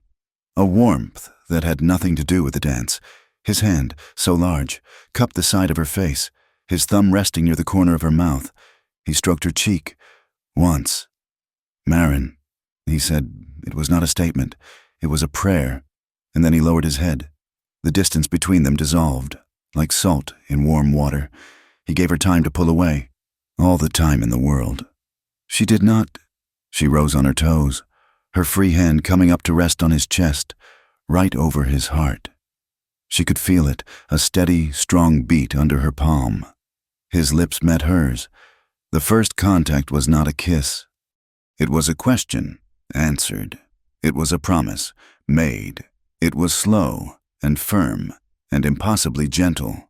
It was not the fiery, demanding kiss of stories. It was the kiss of a man who had been starved, not for passion, but for connection. It tasted of the cold night air, of coffee, of the faint, smoky scent of his skin. Sutton's hand, the one at her waist, moved. It slid up her back, no longer guiding, but holding. His fingers spread wide, a solid, warm pressure that anchored her to him, that said, "You are here and I am here." He was not taking, he was supporting. He was holding her as if she were the most precious, breakable thing in the world, and at the same time, the strongest. Marin's world, which had been a map of dangers, and ledgers, and hard work, simplified. It shrank until it was nothing but the warmth of his lips, the steady beat of his heart under her hand, and the profound, staggering rightness of this one moment. She felt her body, which had been tense for a decade, finally, let go. She sagged against him, and he held her. She opened her heart. The kiss was not long. It was a lifetime. When they pulled apart, it was slowly, as if waking from a dream. They were both breathing, a little unsteadily. A flush had risen on Marin's cheeks, and Sutton's eyes were darker than she had ever seen them. A small, shy, awkward smile touched Marin's lips. Sutton answered it with one of his own, a slight, almost imperceptible tilt of his mouth. Their bodies were still close, their breaths mingling. The language between them, the unspoken words that had been building since the storm, had finally been spoken. In a decent way, a quiet way. They were for each other. "Uncle Sutton Marin," Eli's voice, high and triumphant, shattered the spell. "Look, I won, it's a dragon." He came running up, waving a brightly colored paper firecracker. He stopped a few feet away, his grin fading into a look of sharp, mischievous understanding as he took in the scene. He saw his uncle's hand, still resting on Marin's back. He saw the way Marin was looking at him. Eli, wise beyond his 11 years, suddenly found the paper dragon fascinating. He turned his back, pretending to examine it in the lantern light. "He's got a green tail," he announced to the street at large, a huge grin spreading across his face that had nothing to do with the toy. A family, he thought, could start with a terrible waltz. Across the street, in the shadows by the land office, Hyacinth Bragg stood. A fur wrap clutched at her throat. She had not come for the festival. She had come to finalize a detail with the county clerk. She had seen it all. She had seen the dance, the awkward, clumsy intimacy of it. She had seen Sutton Pike, a man she considered as hard and unmoving as the cinder basin itself, touch that woman's hair, and she had seen the kiss. It was not the kiss that angered her. It was the tenderness. It was the respect. It was the look on Sutton's face, a look he had never, in all the years she had known him, given her. She had thought Marin Vale was a tool, a simple, stupid way to needle Sutton. But she saw now, in that quiet, public embrace, that the cook was not a tool. She was a threat. She was a partner. The jealousy in Hyacinth's chest congealed. It cooled from hot, flashing anger into something much colder, heavier, and more dangerous. It hardened into a plan. The kiss at the festival had changed nothing, and it had changed everything. The work of the Redwater Mesa Ranch did not pause for romance. The cattle drive was now less than a week away, and the new hands Sutton had hired were due to arrive in 3 days. The pressure was immense, but the kiss had cemented the alliance. The glances shared over the breakfast table were no longer just about coffee. They were brief, quiet affirmations. The small, accidental touches as they worked in the kitchen were charged with a new, warm electricity, and the nightly ritual of the ledger, which Marin had started, became the center of their partnership. It was no longer just a kitchen log. It was a war journal. Marin sat at the table 2 nights before the new hands were due, the lamplight falling on the open book and her 2 columns of neat script. Sutton was beside her, his chair angled, watching. "Look," she said, her finger tracing a line. "Here, last Tuesday, I logged the creek level at 6 in the morning. It was high. I logged it again before I started the midday meal. At 11, it was down by at least 3 inches. Sutton leaned in, frowning. "A hot day can do that." "No," Marin said, her voice firm. She turned a page. "Because here, last Friday, the same thing. It was a cool day. I marked it, overcast, but at 11, the creek dropped. It stayed low for almost 3 hours, then came back up just before dark. And here," she pointed to her cistern log. The windmill was turning steady, but the cistern filled slower on those 2 days, slower than it should have. She looked at him, her eyes bright with the intensity of a detective. "Sutton, where is the water going?" Before he could answer, Eli scrambled in through the back door, his boots muddy, his face flushed with excitement. He was clutching something to his chest. "I found it," he whispered, as if they were in church. "I told you I would." He had been on a mission ever since the storm. He had been a tracker, spending his afternoon scouring the property line. He put his prize on the table. It was a perfect, hardened mud cast of a boot print. Sutton picked it up. The print was deep, and on the heel, clear and unmistakable, were the 3 sharp-edged lines of a triangle cleat. "By the north fence," Eli said, breathing hard. "The ground is still soft there, by the creek. He was there. Uncle Sutton. He was there this morning. I found the tracks. They came from the Bragg Ranch, and they went right back." "Decker," Sutton said, his voice a flat, cold monotone. He set the cast down. "He gets those cleats special from Nora Keene, says they give him a better grip." He was checking his work. Marin said, her blood running cold. He was checking on his water trap. They now had a pattern. They had a suspect, but they had no proof. "We have to force his hand," Sutton said, "or he'll do it again on the drive. He'll scatter the herd and leave us ruined." Marin nodded, her mind already working. "We need allies. Sutton, and we need to know where the trap is." She stood up. "I'm going to invite the pastor to dinner." Sutton looked at her, confused. "To dinner, Marin. This is no time for a social." "It's the perfect time," she said. "The new hands get here in 3 days. Hyacinth is spreading her poison. We need to counter it. We need the moral authority of the town on our side, just in case." She looked at him. "And you need to go to town, not for feed. You need to find a map." The next evening, the Redwater kitchen was transformed. The big pine table was set with Marin's careful precision. She was roasting 2 of their own chickens, and the smell of rosemary and garlic filled the warm air. Pastor Alton and his wife arrived just at sunset.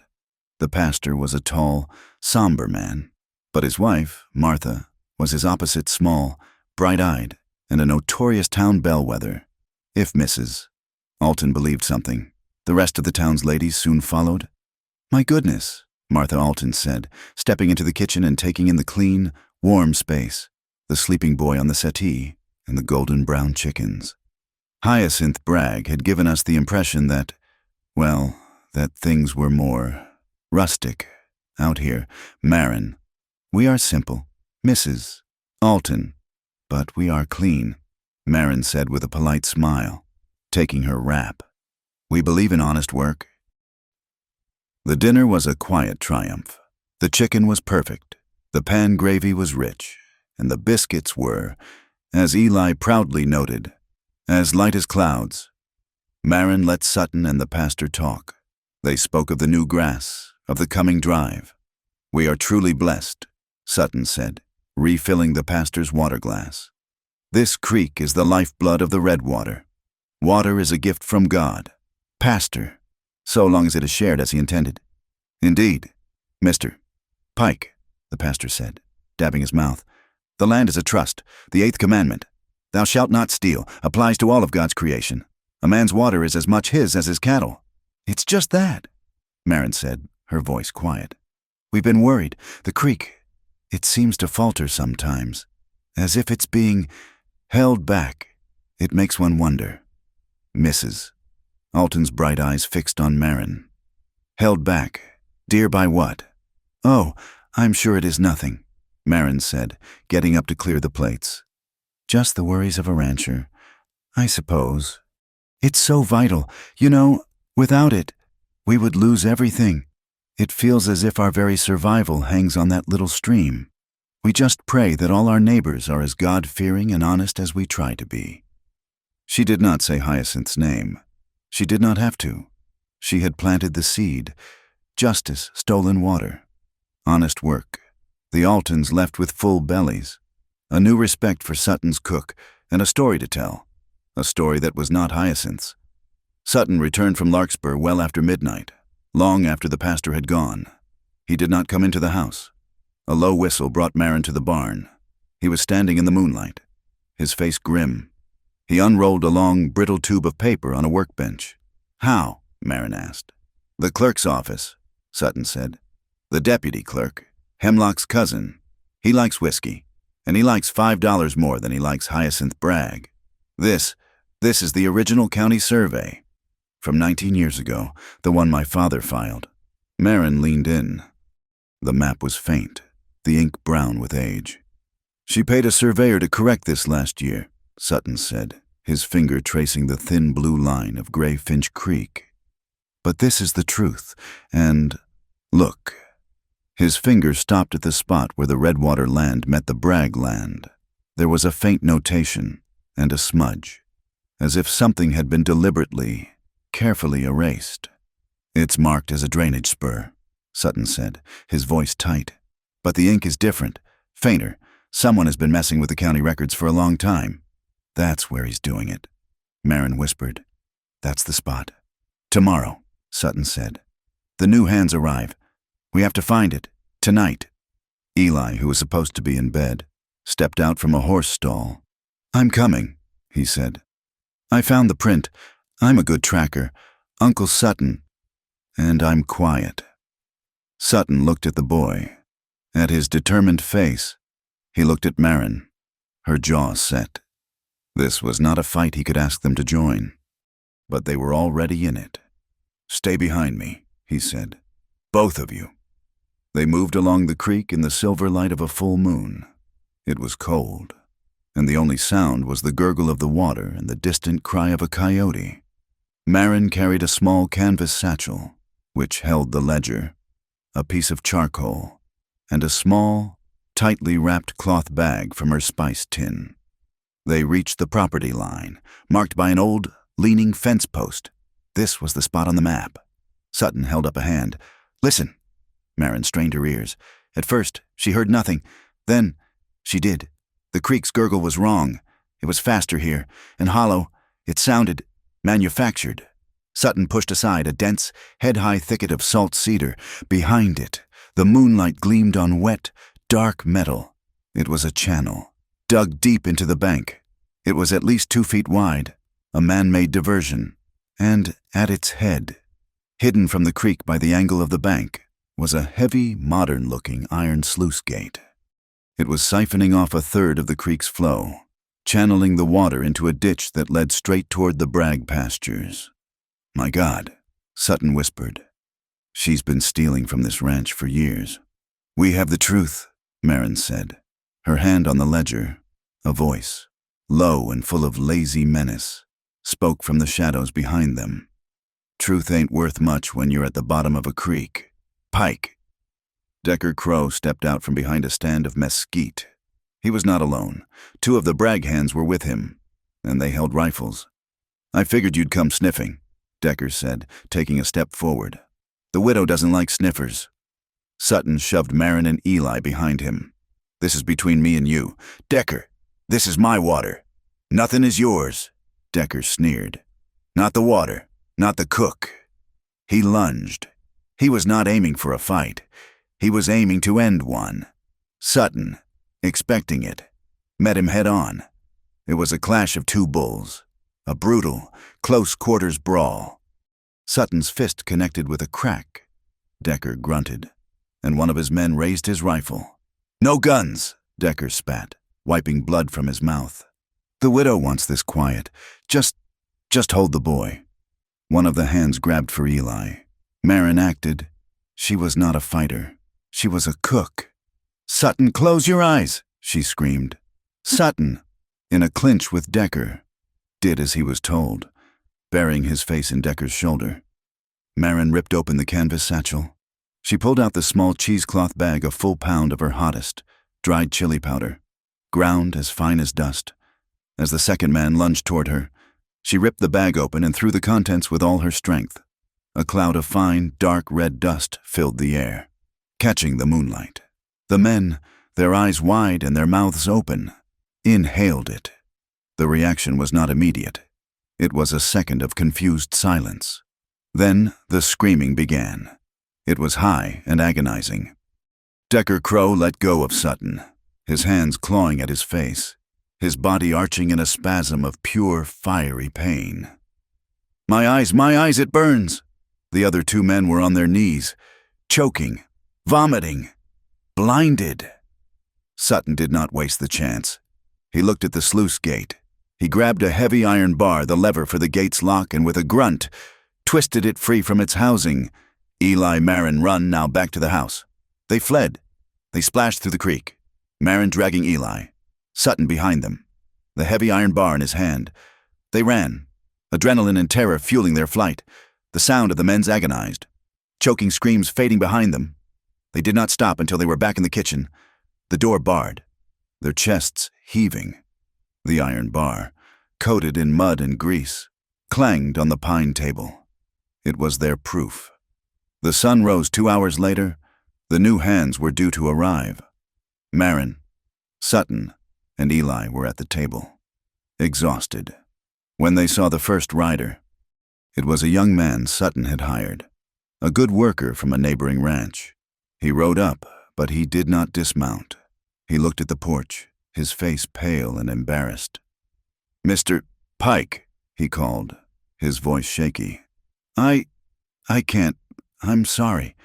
"What is it?" "Ben," Sutton said, stepping onto the porch. It's the talk, sir. In town.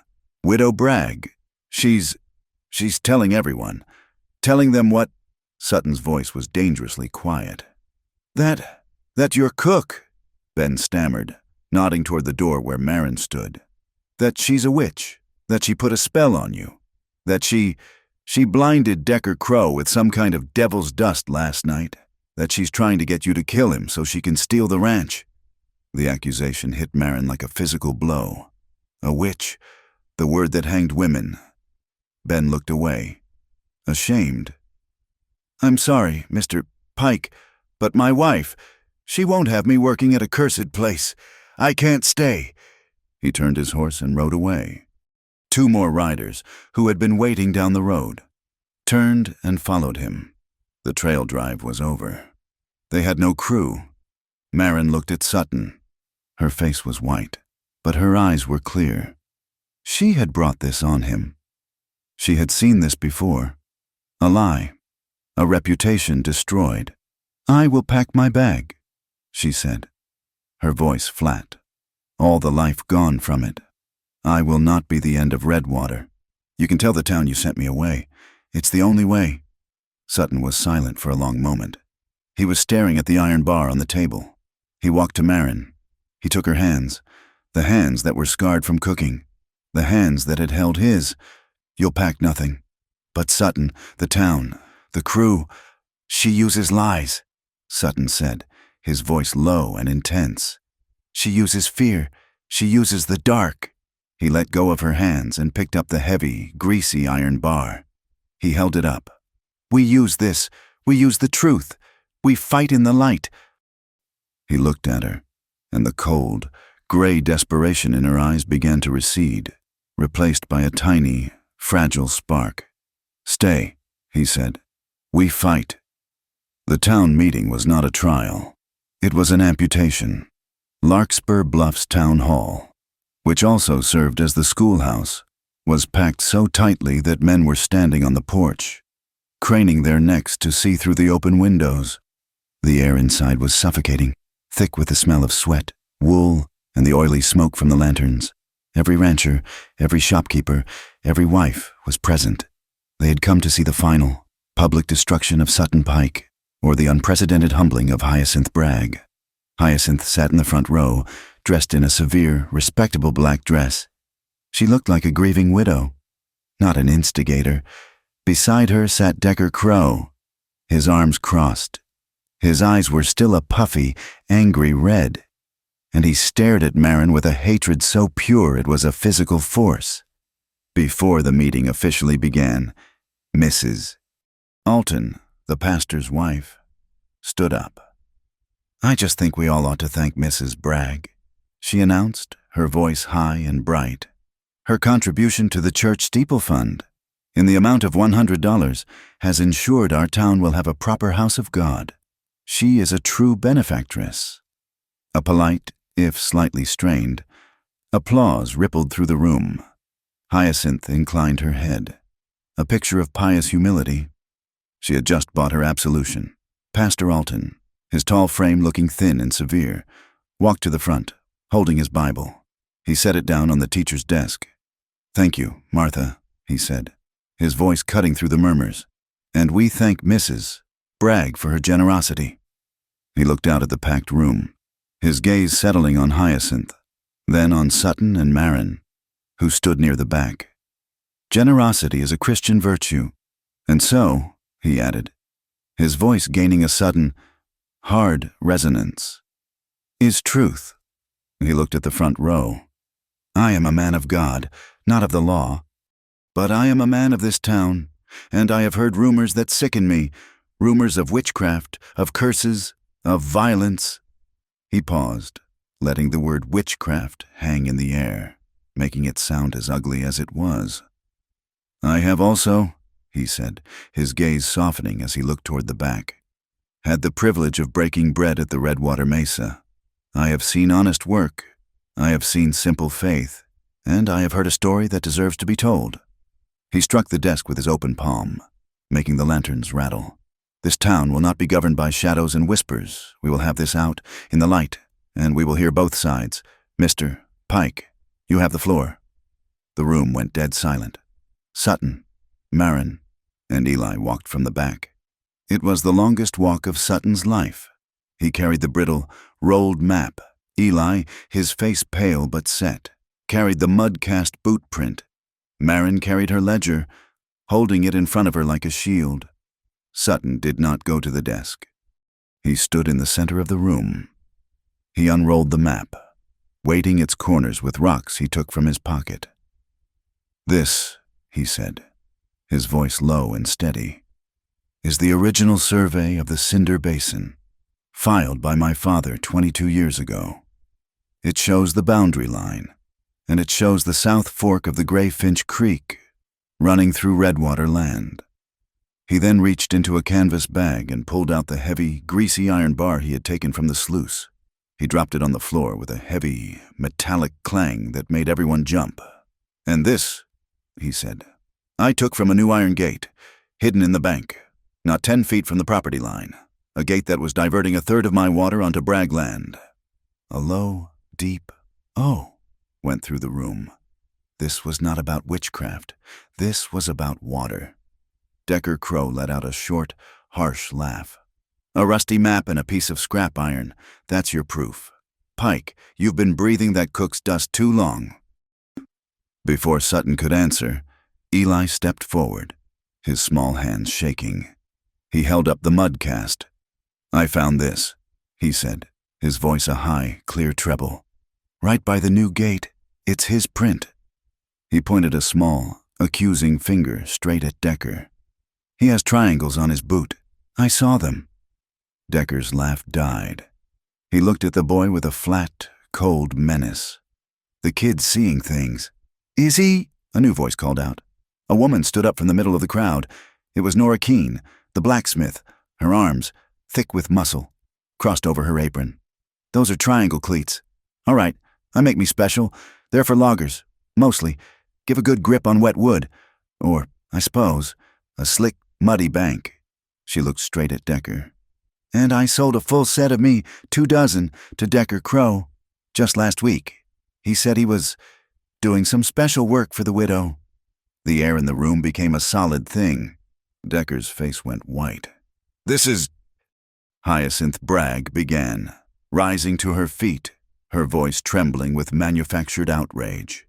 This is a conspiracy, a child's fantasy, a blacksmith's lie. You would believe this. This collection of vagrants. Over me. I would believe this, Marin said. She stepped forward, opening her ledger on the desk. She looked, not at Hyacinth, but at the faces of the ranchers. The women, the shopkeepers. My name is Marin Vale, she said, her voice clear and carrying. My father was a cook. He was ruined by a lie, so I have learned to live by the truth. I write it down. She pointed to the book. This is the Redwater Ledger. It's not just a record of meals. It's a record of survival. On Tuesday, May 4th, I marked the creek level at 6 in the morning. Full.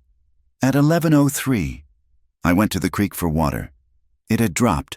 I marked it. By 2 in the afternoon. It was low.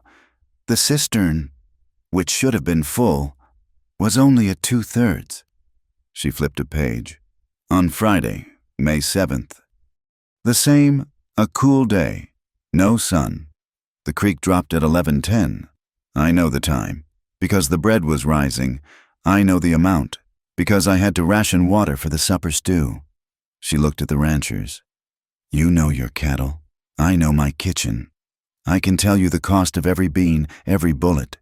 And I can tell you that for the last 2 weeks, someone has been stealing the water from Redwater Mesa. Between 11 in the morning and 2 in the afternoon.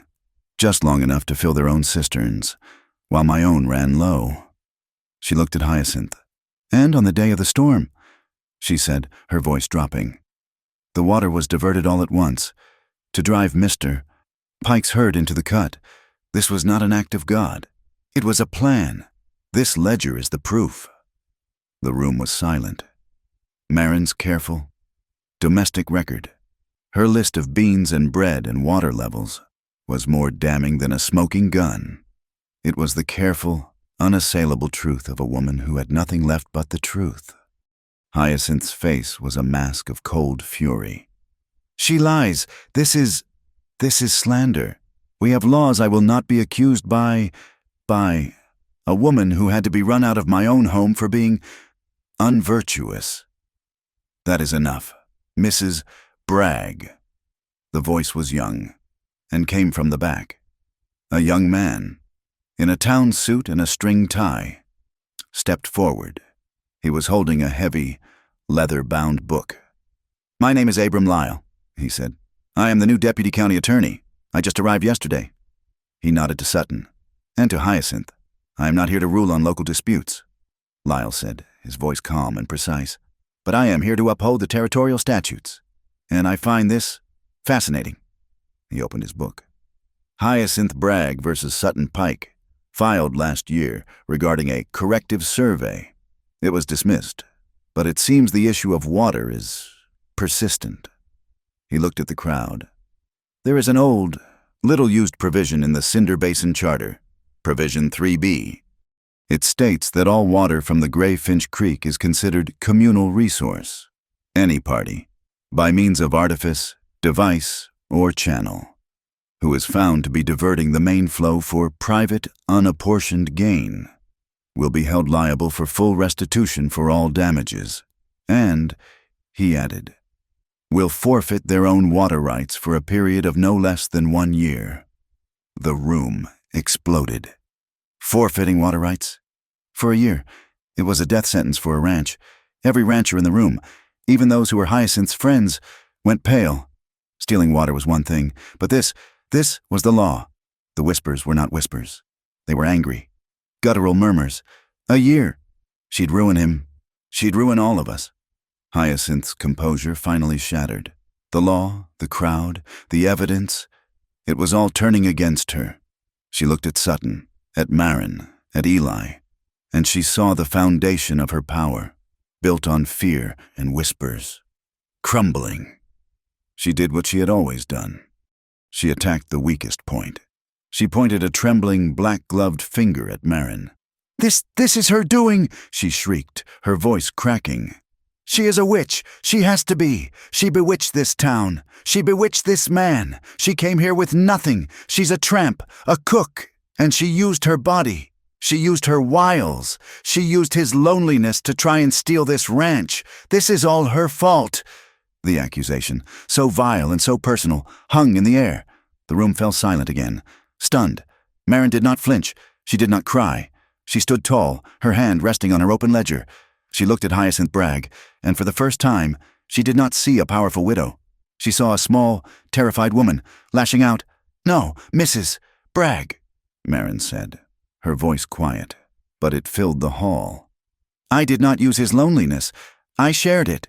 She put her hand on the ledger. "I use the truth. You use fear." Abram Lyle, the lawyer, closed his book with a snap. "Mr. Crow," he said, his voice now cold and official. "Given the physical evidence provided by Mr. Pike, the cast by the boy, the sworn testimony of Mrs. Keene, and the detailed logbook of Miss Vale, I am placing you under arrest, pending a full investigation by the county marshal." Two men, who had been sitting near the back, stood up. They were not ranchers. They were deputies. Decker, stunned, looked at Hyacinth. "Mrs. Bragg, tell them. Hyacinth Bragg did not look at him. She was staring at her hands, her face white with rage. "Furthermore," Lyle continued, "I will be sending an official county surveyor to the Bragg Pike property line at 6 a.m. tomorrow. We will see, in the light of day, exactly where the water is flowing." Decker let out a roar, but the deputies had him. They pulled his arms behind his back. As he was dragged past Hyacinth, he spat at her feet. You left me hanging. You—" The room was a chaos of shouting as people moved aside, stunned. Hyacinth Bragg was left alone in the front row, a pariah, the crowd parting around her as if she, not Marin, were the one who was cursed. Sutton Pike watched her for a moment, his face unreadable. Then he turned. Marin was still standing at the desk, her hand on her book, her body shaking with the release of so much tension. Sutton walked to her. He stood in front of her. In front of the entire town, he did not say a word. He just reached out and took her free hand, the one with the burn scars. He laced his fingers with hers, a firm, possessive, public grip. She looked up at him, her eyes full of exhaustion and a relief so profound it was almost painful. He squeezed her hand. It was a public choice. It was a public claim. They stood together, in the light, and they had won. The victory in the town hall was a cold, hard, legal thing. The ride back to Redwater Mesa, with the heavy iron bar clanging softly in the back of the wagon, was not triumphant. It was quiet and heavy with exhaustion. They had won the argument. They had not yet won the war. Decker Crow was in the town lockup, the county lawyer. Abram Lyle had promised to be at the property line with a surveyor at dawn. Hyacinth Bragg had retreated into a silence more threatening than her words. They reached the ranch well after midnight. Sutton unhitched the team, the familiar motions automatic. Marin and Eli, moving like ghosts, went to the house, but not to sleep. Eli checked the chickens, his small face grim with new responsibility. Marin built up the fire in the kitchen stove, not for warmth, but for coffee. They were all too raw, too exposed, to rest. It was Eli who saw it first. He was looking out the north window, toward Mesa Hollow, when the sky, which should have been a deep, star-filled black, pulsed. "Uncle Sutton," he said, his voice flat with a terror that was beyond screaming. It's not the stars. The sky is red." Sutton and Marin joined him at the window. A low, angry, orange glow was outlining the familiar ridge of the hollow. It was not a single point of light. It was a line, moving. "Not lightning," Sutton said, his voice a low growl. He was out the door in an instant, Marin behind him. The smell hit them first, not the clean scent of a struck pine, but the acrid, oily smell of burning scrub. Sutton stood on the porch, his body a rigid line of fury. This was not an accident. This was not a warning. This was an execution. The fire had been set in at least 5 places, a deliberate, well-spaced line at the base of Mesa Hollow, the best of his spring grazing land. It was meant to move up, to destroy his entire northern pasture, to leave his cattle to starve before the drive could even begin. This was not Decker's work. Decker was locked up. This was the third hand. This was Hyacinth's final, desperate, ruinous act. Sutton's heart, which had been pounding with anger, went cold and clear. He was a general on a field of his own making. "Eli," he roared, his voice carrying in the sudden, smoky stillness. "Sir," Eli ran out, already pulling his boots on over his nightshirt. "Ride, not to town. Ride to the Altons. They're closest. Then ride to Nora Keene's. Yell fire at the basin. Yell it until they wake. Do not come back here. You send the help, and you stay in town. Do you hear me? But the herd, you are the messenger. That's the most important job. Now ride like your life depends on it. Go." Eli, his face a small, white mask of terror and pride, ran for the pony. He was in the saddle and gone, a small, desperate shadow vanishing into the night. Sutton turned to Marin. She was already at the rain barrel, soaking grain sacks. "The herd," Sutton said. "They're in the north pasture. The smoke will drive them crazy. They'll run west into the dry range, and we'll never get them back." "I'll take the herd," Marin said, her voice not a question. She was tying her hair back with a piece of twine, her movements fast and efficient. "I'll fight the line," Sutton said. He grabbed 2 more sacks. His shovel. "I can't stop it, but I can try to slow it. I can try to turn it." He grabbed her arm, his grip hard, his eyes boring into hers in the hellish red light. "Marin, the herd, not you. Save the herd. Promise me." "I promise," she said. He ran for his horse. She ran for the spare mare, their hearts, the hiss of the fire, the pounding of hooves. It all became one single, desperate rhythm. Marin rode hard, the wind in her face, the taste of ash on her tongue. She skirted the fire line, the heat a physical blow. She could hear the cattle, their low, panicked bellows. They were running, just as Sutton had said, but she had a secret. The night before, after the confrontation at the creek, she had not been able to sleep.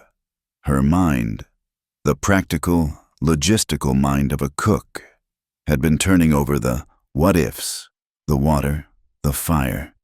She had taken a shovel. She had walked to the swale where the land dipped, the place the diverted water had run during the storm.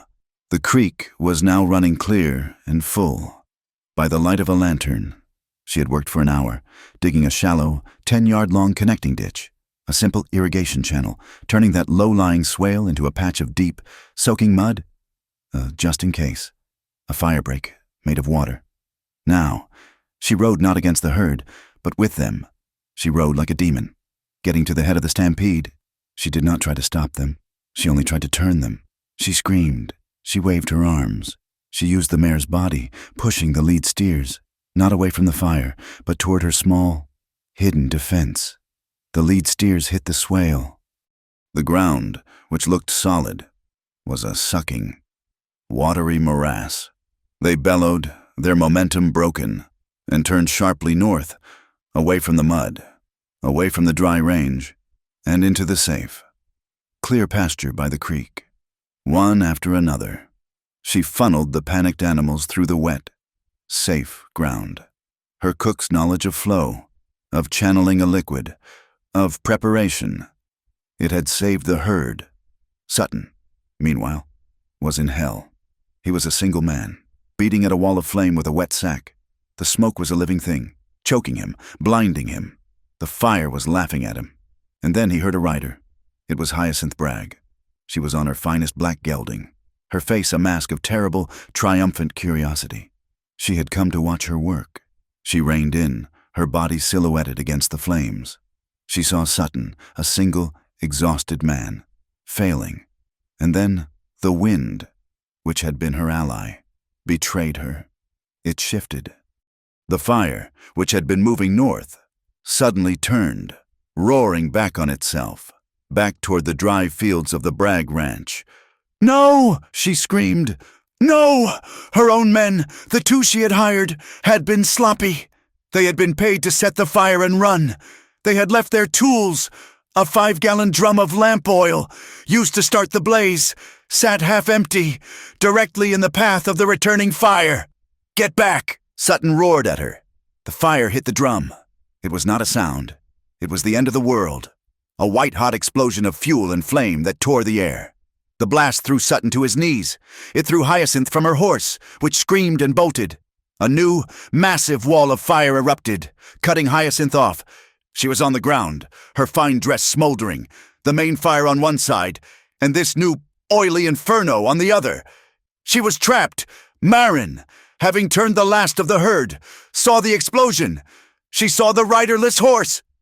And she saw the figure on the ground, a dark shape, surrounded by flame. She did not think. She did not weigh justice or revenge. She saw a life. She put her heels to the mare. She rode, not away from the fire, but into it. The smoke was so thick she was blind. The heat seared her lungs. She found Hyacinth, who was on her hands and knees, stunned, her hair singed. "Get up!"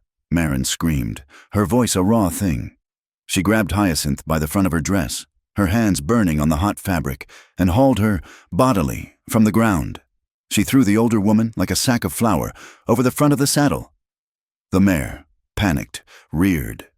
Marin held on, shielding Hyacinth's body with her own, and turned the horse, smashing through a burning line of sagebrush, back into the clear, cold air of the night. She rode for 50 yards and dumped Hyacinth on the ground, away from the flames. Hyacinth lay, gasping, choking, her hands raw. She looked up. Marin, her face black with soot, her hair half burned, her eyes streaming from the smoke, looked down at her. In that moment, Hyacinth Bragg saw not a witch, not a tramp. She saw the face of an honest, terrible mercy. The woman who had every reason to let her die had ridden through fire to save her. And in that moment, the iron will of the widow, the cold hatred, the years of spite, it all broke. The sound of a bell and shouting came from the distance. Eli had done his job. The town was coming. The dawn was gray, the sky obscured by a pall of smoke. The fire was out, contained by the desperate, sleepless work of the whole town. Mesa Hollow was a blackened, smoking scar. At the Redwater Ranch, Abram Lyle, the county attorney, was at the kitchen table. At the head of the table sat Hyacinth Bragg.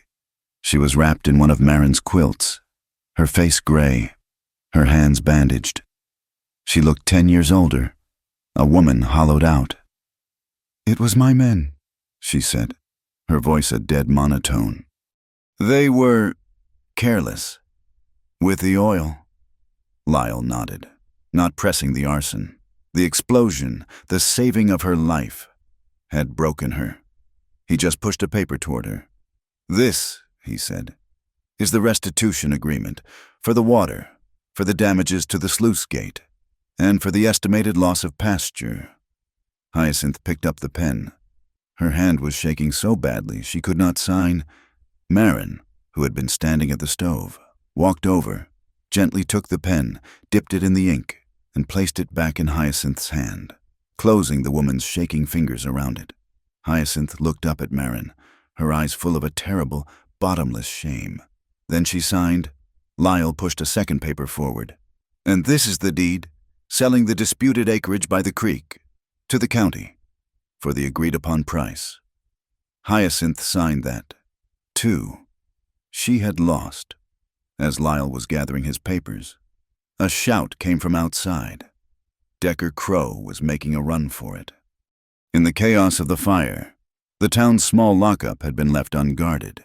He had broken the door and stolen a horse. A Sutton, who had been watching the exchange with a dead, cold exhaustion, was suddenly alive.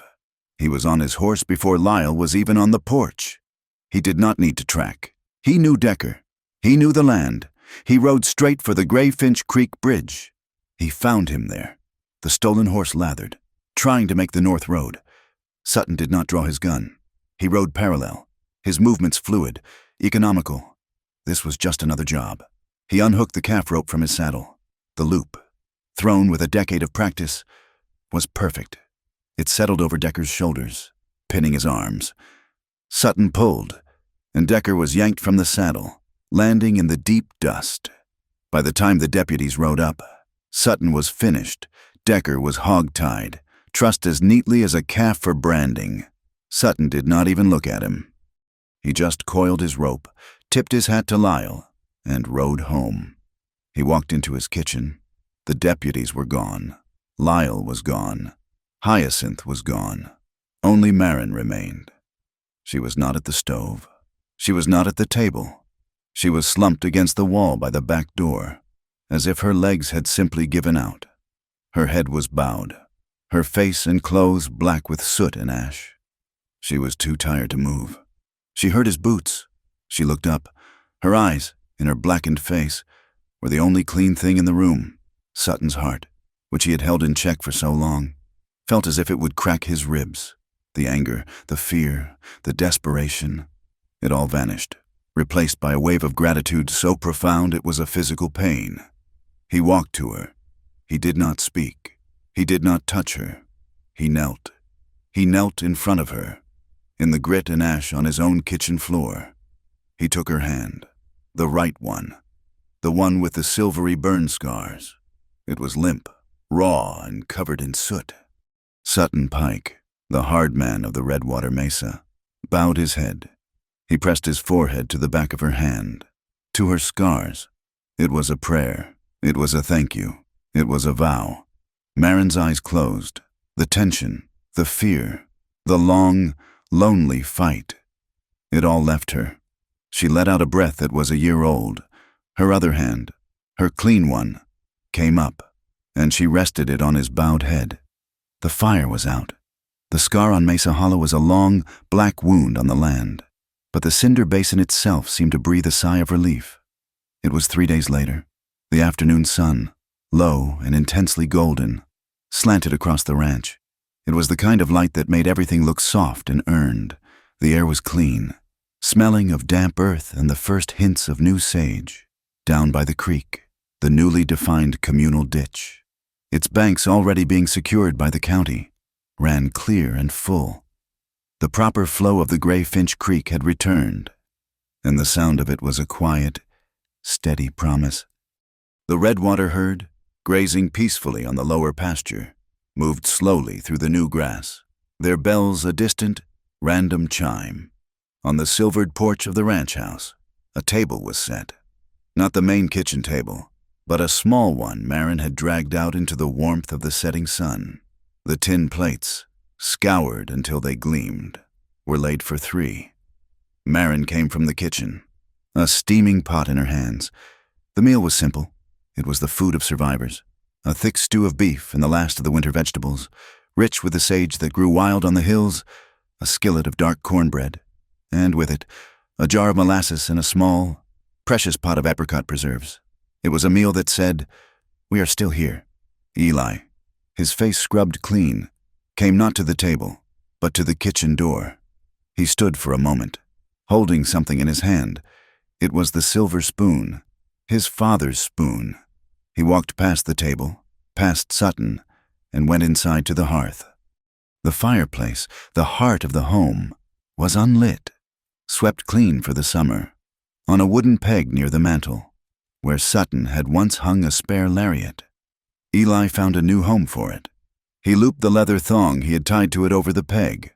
The silver spoon, engraved with the letter V, hung against the dark wood.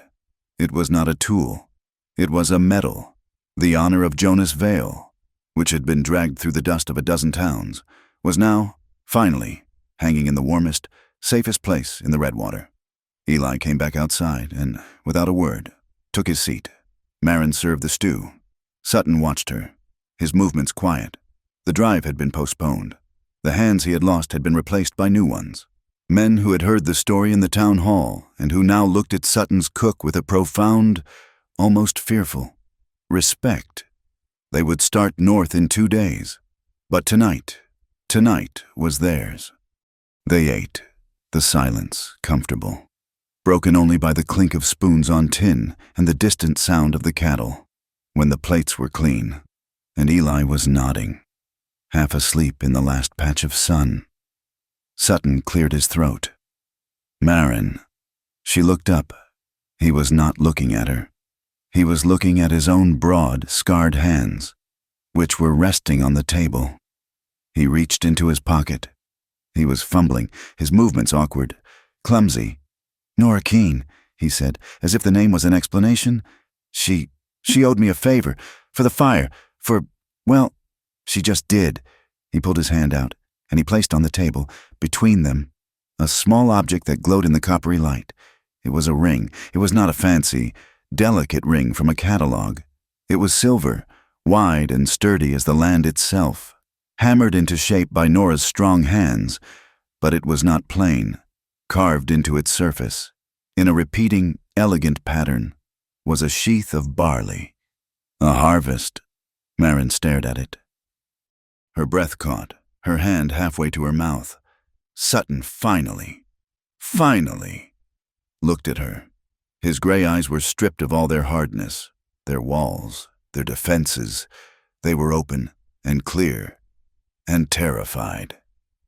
"I am not," he began, his voice low and rough. "A man of easy words. Marin, you know that. I've got this ranch. I've got a scarred-up chin. And I've got a boy who thinks I'm better than I am." He pushed the ring, just a fraction of an inch, toward her. "But I know," he said, "that I am a better man with you here. I am a better man because you are here." He looked at the ring, and then back at her. "If you want it, if you'll have it, Redwater is ours." He did not ask her to be his wife. He did not offer her a home. He offered her a partnership. Ours. The word hung in the golden air, heavier and more precious than the silver.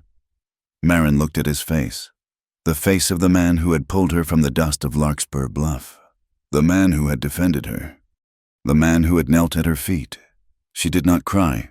Her life had been too hard for easy tears. Instead, her hand, the one with the silvery burn scars, came up. She did not reach for the ring. She placed her hand over her own heart, as if to still it, to hold the moment, and she nodded. A long, slow breath, a breath he seemed to have been holding for a year, left Sutton's body. He picked up the ring. He took her left hand, the scarred one, and with a gentleness that defied his size, he slid the silver ring onto her finger. It fit, as if Nora Keene had known her. They stood, the spell unbroken. They moved toward each other. His arms, which had fought fire and men, went around her, and she felt, for the first time, the true, unostentatious warmth of a family. There was no desperation in the embrace. It was a settling. It was an arrival. She smelled the lye soap from the laundry, the faint, clean trace of wood smoke on his clothes, and the sweet, lingering scent of the apricot preserves. He buried his face in her hair, and he just held her. Then he drew back. He cupped her face, his hands as rough as bark, as gentle as the light. The second kiss was not the first. The first, at the festival, had been a question, a spark in the cold. This was the answer. It was deeper, slower, and sure. His lips, which had been so firm, were now soft, and they were learning hers. It was a kiss of profound, quiet knowledge. It was the end of a long, lonely road. Her hands, one of them now wearing his ring, clasped behind his neck. His hands held her, steady and sure. Their breathing slowed, falling into the same rhythm. The last rays of the sun, now a deep, buttery gold, slid across her face, catching on her cheekbones, lighting the fine. Stray hairs at her temple, as if dusting butterscotch with powdered sugar. A single boot step on the bottom porch stair made them break apart, though they did not let go. Hyacinth Bragg stood at the edge of the porch, in the gathering dusk. She was not the woman they had seen in the town hall. Her black dress was plain, her hair pulled back without its usual severe pride. She looked diminished. She was alone. She looked at the table, at the 3 tin plates. She looked at Sutton's hand, still resting on Marin's waist. She saw the ring. Her face, for a second, showed a flicker of the old pain, the old jealousy, but it was gone, burned out of her. She stepped forward, and from her reticule, she placed a piece of paper on the edge of the table. It was the signed restitution receipt, the first payment. Sutton and Marin watched her. They did not speak. Hyacinth looked, not at Sutton, but at Marin. Her voice was a low, dry rustle, like dead leaves. "Thank you," she said. "It was not for the money. It was not for the water. It was for the fire." It was the only 2 words of truth she had left. She did not wait for an answer. She turned, walked down the steps, and retreated into the gathering blue shadows. She did not look back. She was a solitary figure, walking toward a new and harder life, beginning her own long, quiet penance. Sutton and Marin watched her go. The sun was gone. Eli was fast asleep, his head on the table. The first stars were out. From the pasture, a single cattle bell rang, clear and true. Sutton pulled Marin close, his arm around her. The Redwater Mesa was finally quiet, but it was a new quiet. It was not the silence of grief. It was the quiet of a house that was full. It was the sound of a boy's soft, sleeping breath. It was the sound, later that night, of Marin's knife. A steady, rhythmic chop, chop, chop on the kitchen block, preparing for the long drive. And later still, in the dark, it was the sound of a harmonica, a low, sweet, simple tune, played by a man who was finally and truly home.